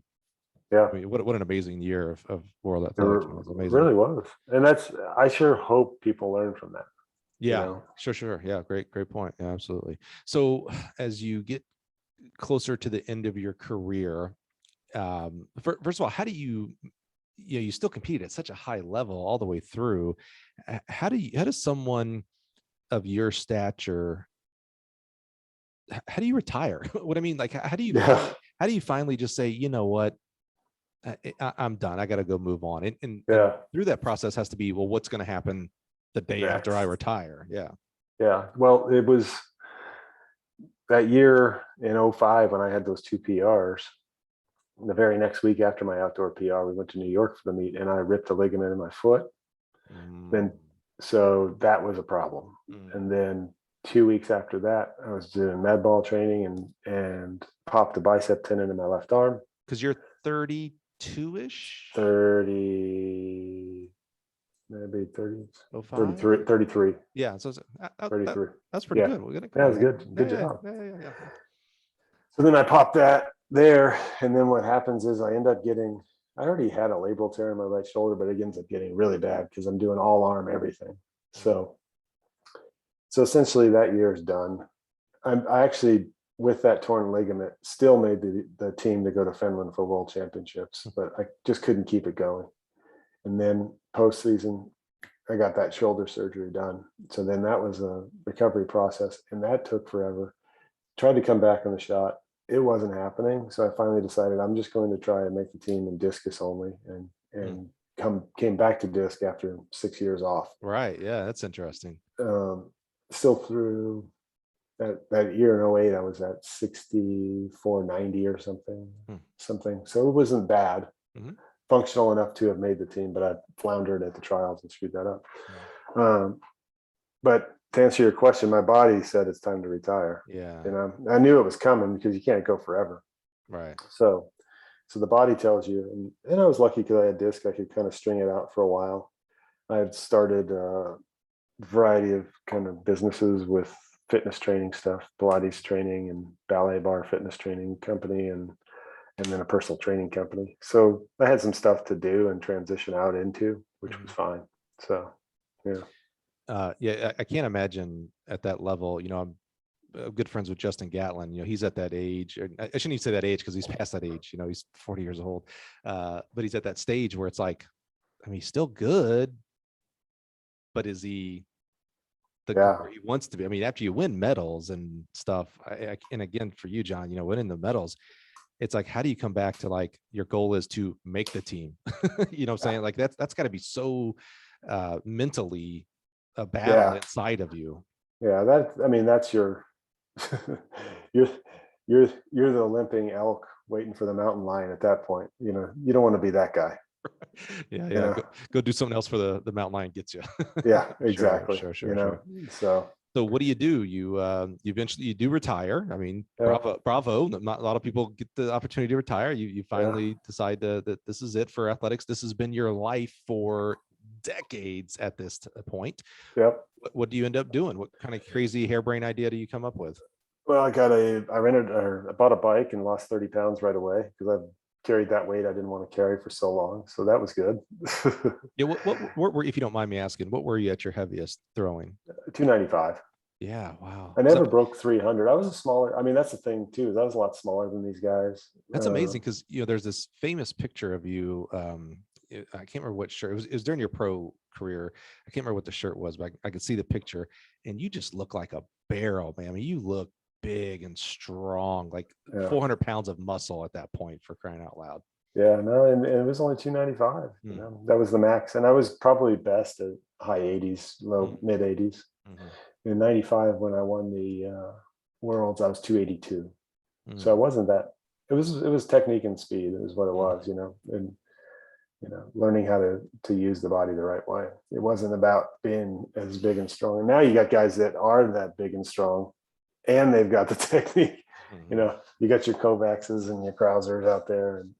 Joe's another one that he's a barrel. He's just so. He is. And his lifts are ridiculous. Follow that guy on social media. That's right. That you can completely understand exactly why we have laws in society, because that kind of male would be taking over the planet and telling you exactly what to do every day if he wanted to. Yes, sir, Mr. Joe. Yes, sir.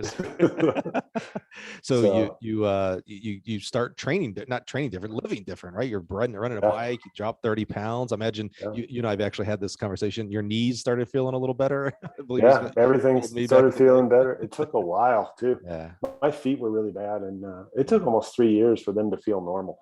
It was a long recovery of just letting the body kind of heal itself up. So and I just got into my kind of the personal training business to kind of transition. I never saw that as the permanent thing. It was just one of those things that it was a good filler until I could take a breath.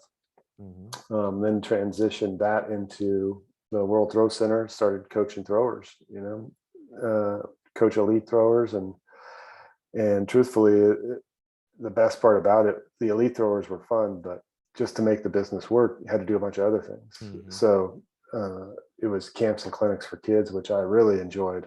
That was probably my favorite part of the whole thing. And then I developed my own coaches education system, bringing kind of all these parts together for coaches. Really enjoyed that. I think Northern California was kind of the greatest example of it, because I went there for camps, and a camp every year and a couple of clinics every year, a couple of coaches ed every year, and then had 2 satellite facilities by people that had been in our coaches ed system.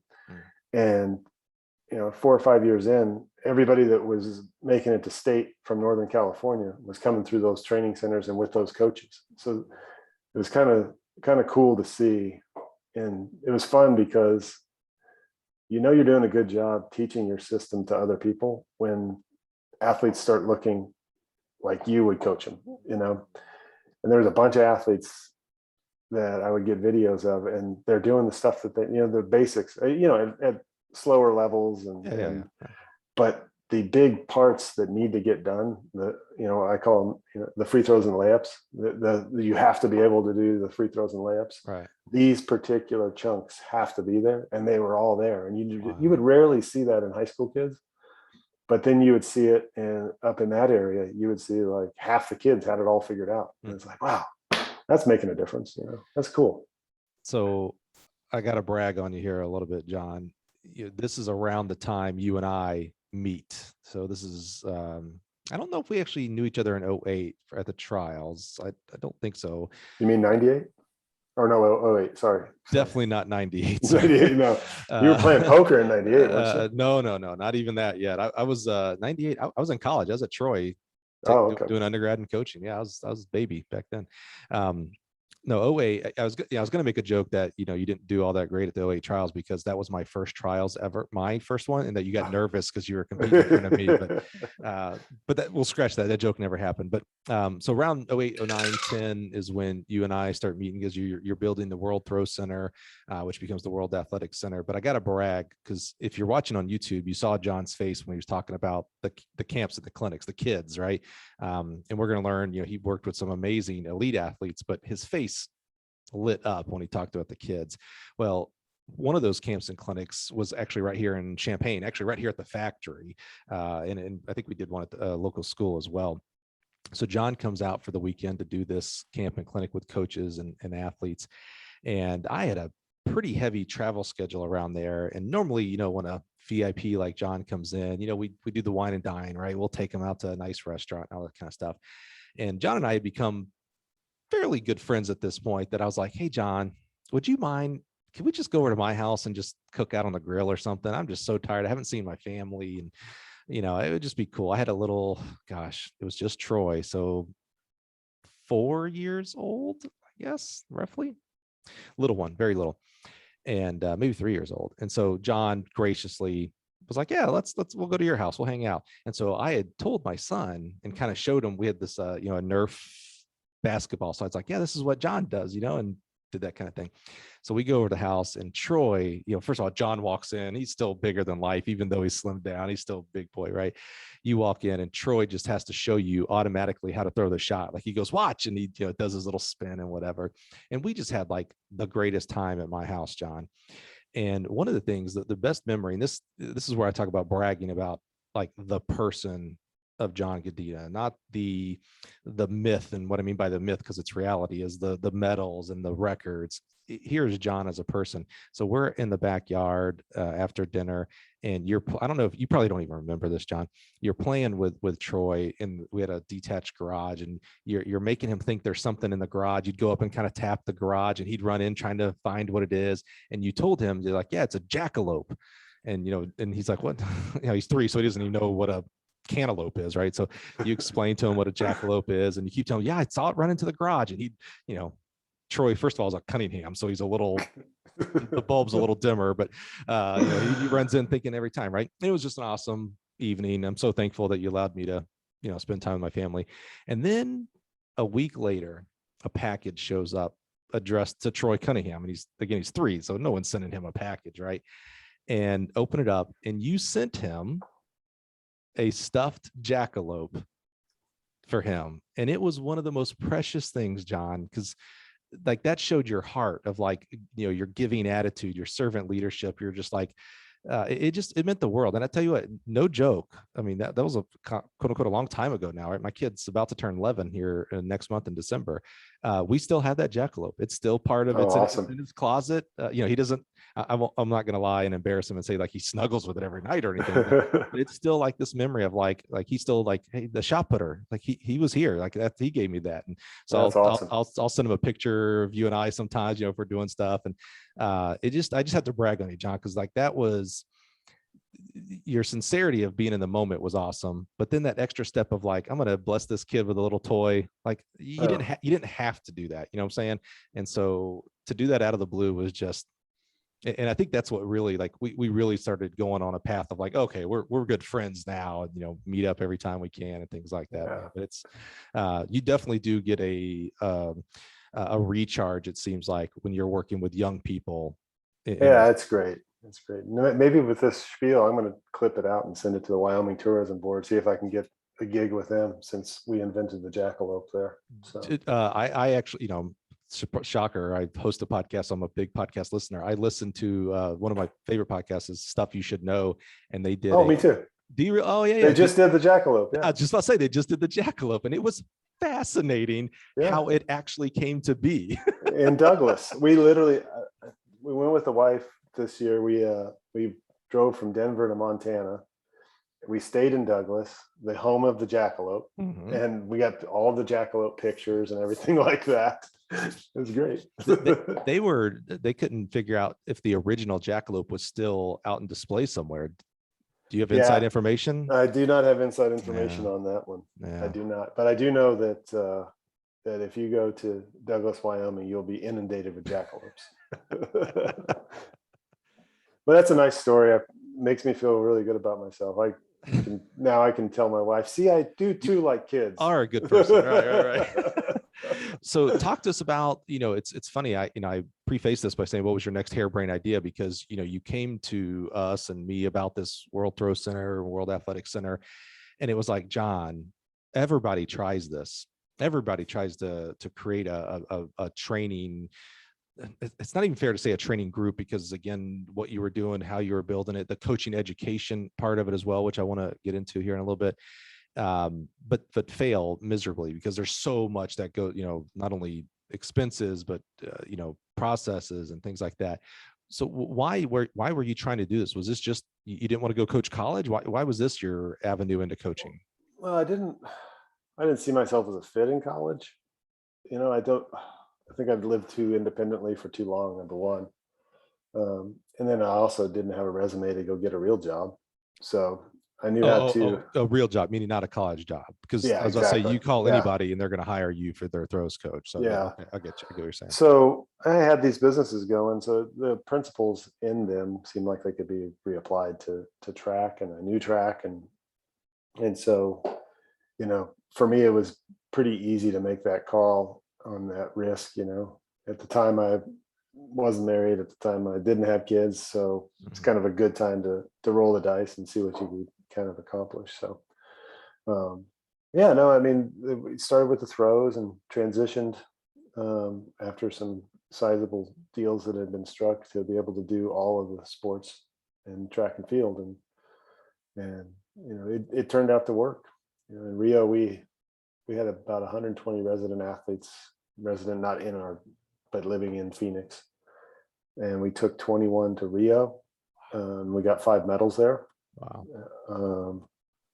And then we also did Paralympics. I think we had 6 or 7 going paras. We got 1 or 2 in paras that year too. So, and you were working with some, it's amazing because you're talking about the other events. You didn't just stay single focused on throws. So, Andreas comes to work there, Dan Paff.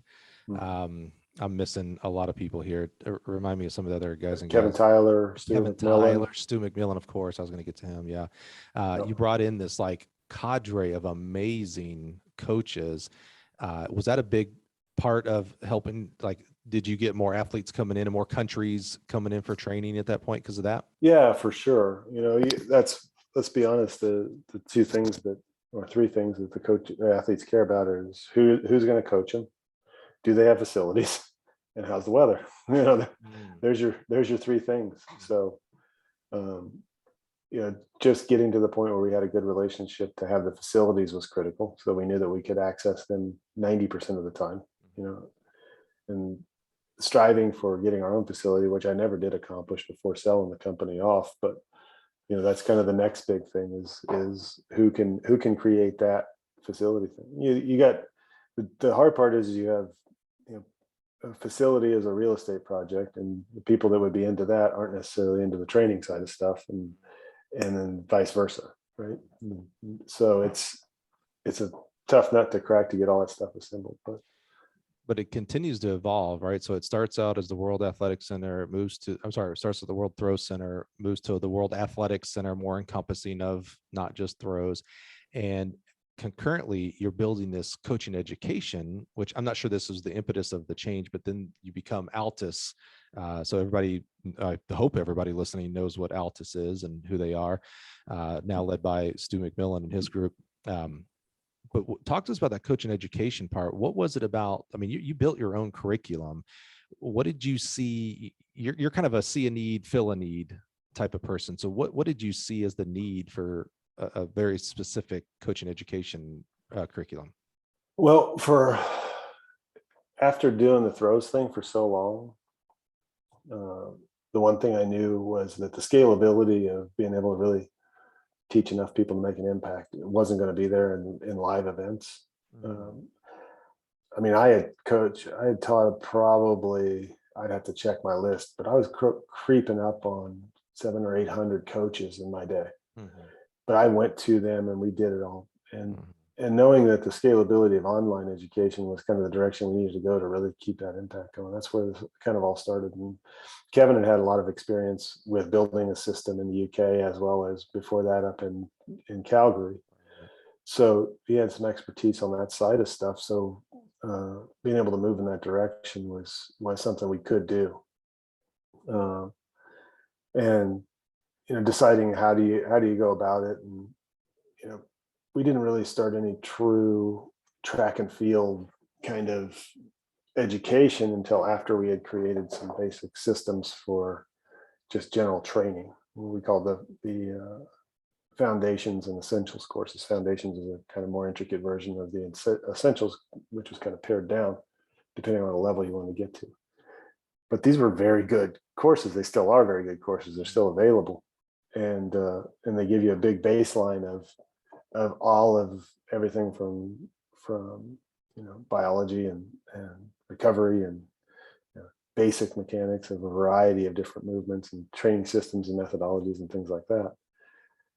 And then that just works perfectly to slide into the true track and field courses of our sprints course and our hurdles courses. And then I hired Don Dappett to do the throws courses because he's got such good knowledge in all four events, very good courses there. So, for us, it was just this natural thing where after the Rio year, one thing that was clear was that the scale of on-site training had to come back instead of stay big until we had our own facilities. So we had to draw that back, and we had to put it into a position where every elite athlete that we had, we lost money on. And we would make it back through educational events and other things like camps and clinics, things like this. And so then it would all balance out in the right way. Because the amount of resources the elite athletes take is far beyond what they can or even would be willing to pay, because they don't really realize how much they get from universities in the most cases, So it was this balancing act. So in order to kind of see the way to the future, then we knew that we needed to get smaller on the training side and bigger on the online education side. And so that was the direction that it was heading. And then after that was about the 10-year mark, and I was tired of the scramble and trying to solve the problems and just ready to do other things. So I mean, moved on. It's a huge feather in your cap, right? Because for the longest time, USATF was the main impetus for coaching education as a curriculum base. And then I want to say around, 08, 09, 10, somewhere right around there, USTF CCCA jumped into the game full force, both feet in, if you will, led by Bushek Nader. And now they've got a great coaching education arm as well. And then there was a lot of camps and clinics at that point. There wasn't a lot of, I don't know of any other real curriculum based besides like maybe some world athletics. I'm talking about more domestic here. And then you built this Altis education from scratch and really had a lot of foresight. I mean, you're talking years ago, you're talking about online education. Today, that seems 2021, that seems like, well, duh, of course. But back then, it was non-existent. It was not a thought. It was like, maybe that's Futurama type stuff, man. You were kind of on the bend from the get-go, like, hey, this is how it's going to go down one day. Let's build our systems that way. Yeah. And and I think, again, Kevin's experience over in the UK, knowing the success as far as how many people participated in their system online, that was helpful.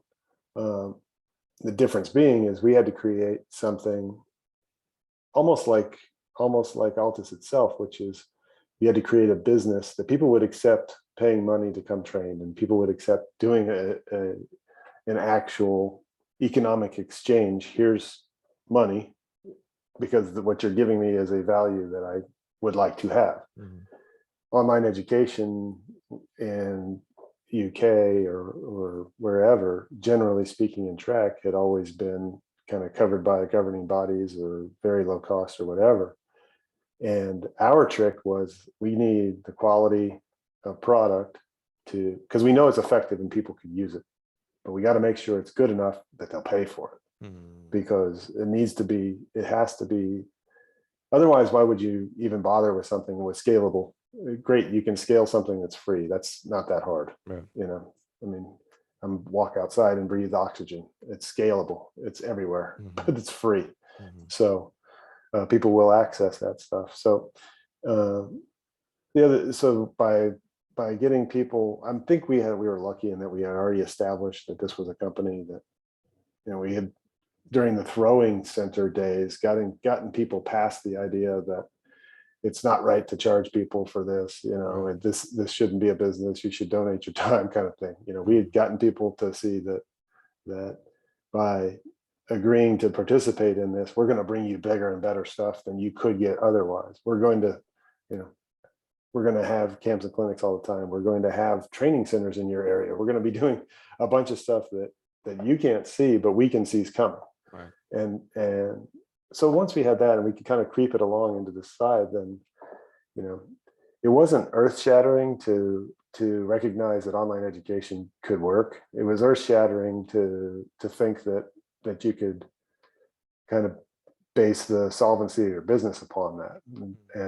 And you better be ready to deliver, because you're going to invest a bunch in the front end to get this thing done. So that was a lot of talking. That was great.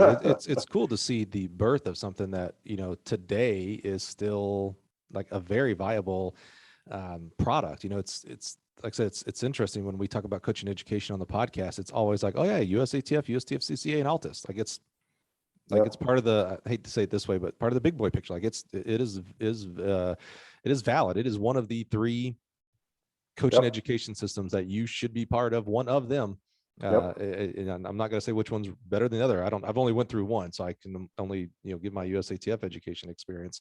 But they're all run by really smart individuals who have shown a lot of success. So you want to be a coach, you want to be a better coach, you better be in one of them, learning from those guys and gals. Yeah. So, well, let's fast forward, John, because everybody saw the title of this episode was John Godina-Grand Canyon University. What is going on here? What are you're coaching? What are you doing? I'm a volunteer assistant coach. Okay. So Nathan Ott is the throws coach there now. Yeah, great. And they're close. They're only 40-minute drive away.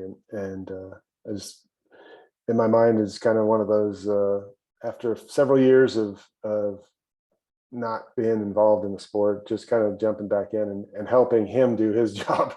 I'm not, I want to contribute where he needs help and make sure that kids out there realize it's a viable and good place to come and train and be a part of it. And, the stuff that I can do to interact with the throwers, if I can make a difference and help him get them better and help him get better athletes in, over time, raise that floor, just like we were talking about with my throwing, let's keep doing that. But for me, it's as you can imagine from a volunteer position, it's not for the money.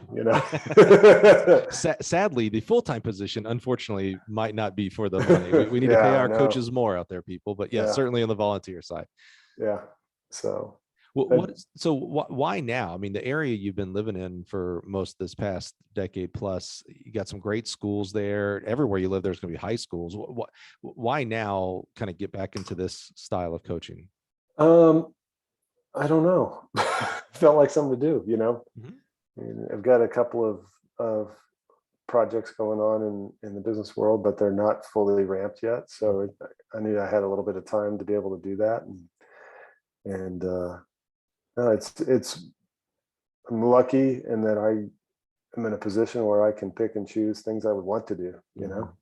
Mhm. I'm very lucky that the life I've had and the wife I have, that it just kind of works that way. So, and the fact that I wanted to do that was not a problem. So, And I know it's still early. You're, 30, 60 days into it at this point, but how are you enjoying working with a bunch of 18 to 22-year-olds that hopefully have the, maybe if not the same level of passion, but have a passion for something that you have a lot of passion for, throwing?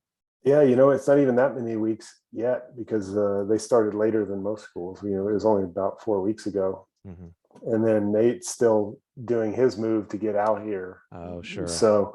So when I'm giving him time to get settled in and let me know what he wants to do. But Mhm. he literally was in his moving truck day Oh, before man. yesterday. So I'm kind of in a hold pattern. The kids I've met have been awesome, great, super nice kids, and very kind of pleasant surprise to hit back into that kind of environment. I think GCU is a very unique place because the track team is probably the most successful team they have. Basketball? Basketball's creeping up, yeah, Yeah. and Yeah. they made the Basketball's always been tournament. good. They Yeah. made the tournament last year. I And mean, that's they should be amazing in soccer because of the stadium they have. yeah, it's an amazing stadium. It really is. But the unique part about it is it's a Division I school that really has committed to basketball, track, Mhm. softball, and Great there is sports. no football team. Right. So all these teams get a very good treatment. Everything's at your disposal because there's not 100-person bunch of guys in shoulder pads that are dominating the financial discussion. Right. So it's pretty cool place to be. I never understood the footprint that a football team lays on a school until I showed up at GCU and there wasn't one. It was like, whoa, this is different. This feels Right. different. Yeah, that's a good point. So let's look, it's still so early there. Let's kind of look forward. Let's look future. What's got you excited? Did you know Coach Ott before this as well? Like, Yeah, he actually did some of my coach's ed. oh, really? Yeah, yeah. And I would see him up at when I was coaching. We would go to NAU for indoor meets. He'd be there when he was with Southern Utah. I think he was Southern Utah. So yeah, no, I've known him for a long time. Good. Which when he was the one they pulled in, I was like, oh, great, Yeah. So, but I'm enjoying it. I get to be the little kind of fly on the wall in his Zoom meetings, and he's doing a great job organizing everybody and getting things started. It's fun. Yeah. It's kind of nice to be involved in something and not have to run the show too. Yeah, sure. That's a good point. Yeah. Yeah. Yeah. So. And what an asset for him, man. And he's been around some amazing head coaches and assistant coaches as well, but to be able to have that ear of like he's got his program and his style and how the things that he wants to accomplish, but to have someone of your experience right there, like not even on the phone call, like right there, to be able to just bounce ideas and thoughts and, hey, what did your eye see when that kid took his attempt, and here's what I saw. I mean, what a great resource for him professionally developing professional development as well.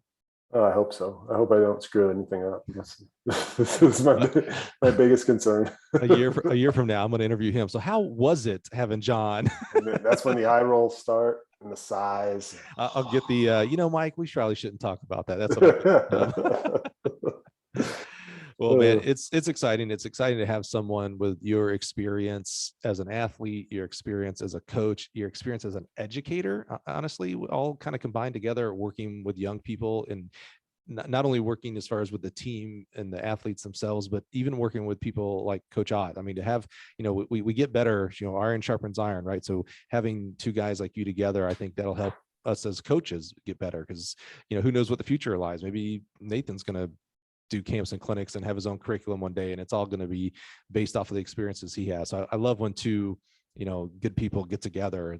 1 + 1 = 3 in those aspects. Yeah.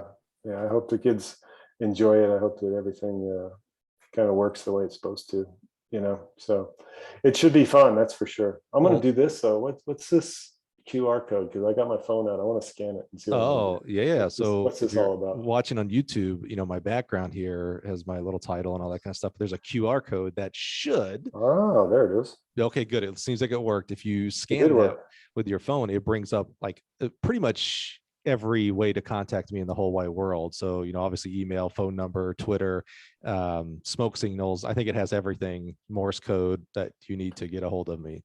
Yeah, that's perfect. I'm a really terrible, this is how bad of a salesperson I am. I don't really like business cards. When you first get into business and you first, especially sales, right, you get business cards and you're told, hand them out to everybody and things like that. I got to a point in my career where I was like, man, if I meet someone and I'm not connecting with them well enough that I have to rely on them having a business card, I probably didn't connect well with them very much. Yeah. I really don't use business cards all that much. And it's more of like, if I meet someone at a show or at a track meet, it's, I either now scan the QR code or I've already said, hey, what's your number? And I texted you, or I emailed you from my phone. Smartphones change the game on a lot of things, right? Like no one buys a calculator, they buy a phone. I don't think anybody should buy business cards. Just have your phone, man. That's all you need. Yeah. So it's just something they throw away. The QR, they just save it. At least when you call them, then you'll be in their system. Right? It's in their phone, right? It's exactly. I mean, that's the key. That's my key. Get into someone's phone. If I can get in someone's phone, I feel pretty solid.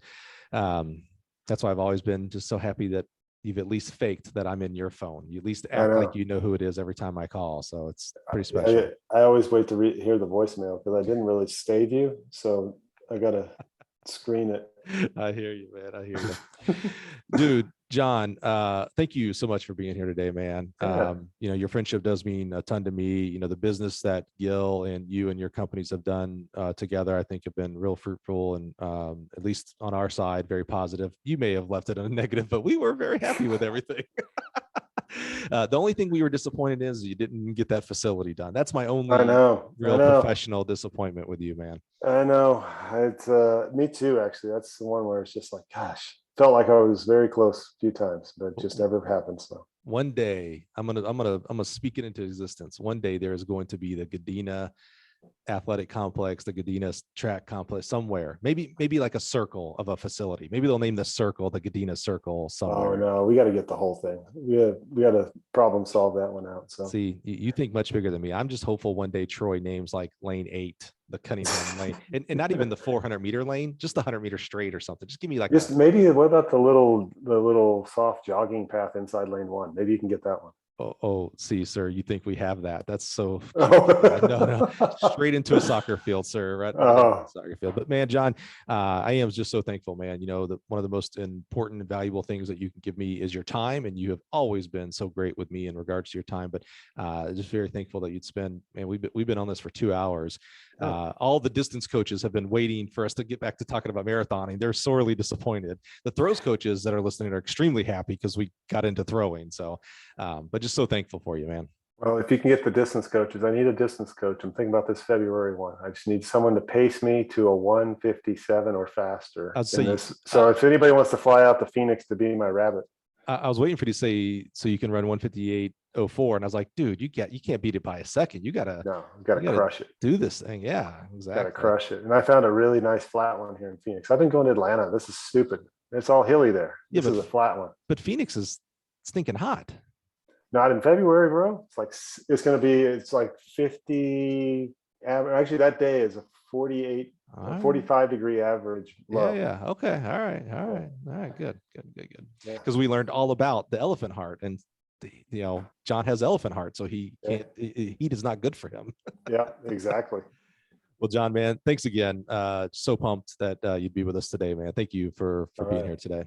Thanks, man. And thank you for being here and listening, man. What a great conversation. John's just been a great friend for many years now, and just so excited to be able to get him on the podcast finally. He's been ditching me for a while. I'm at 100 episodes, and this guy's just now getting on here.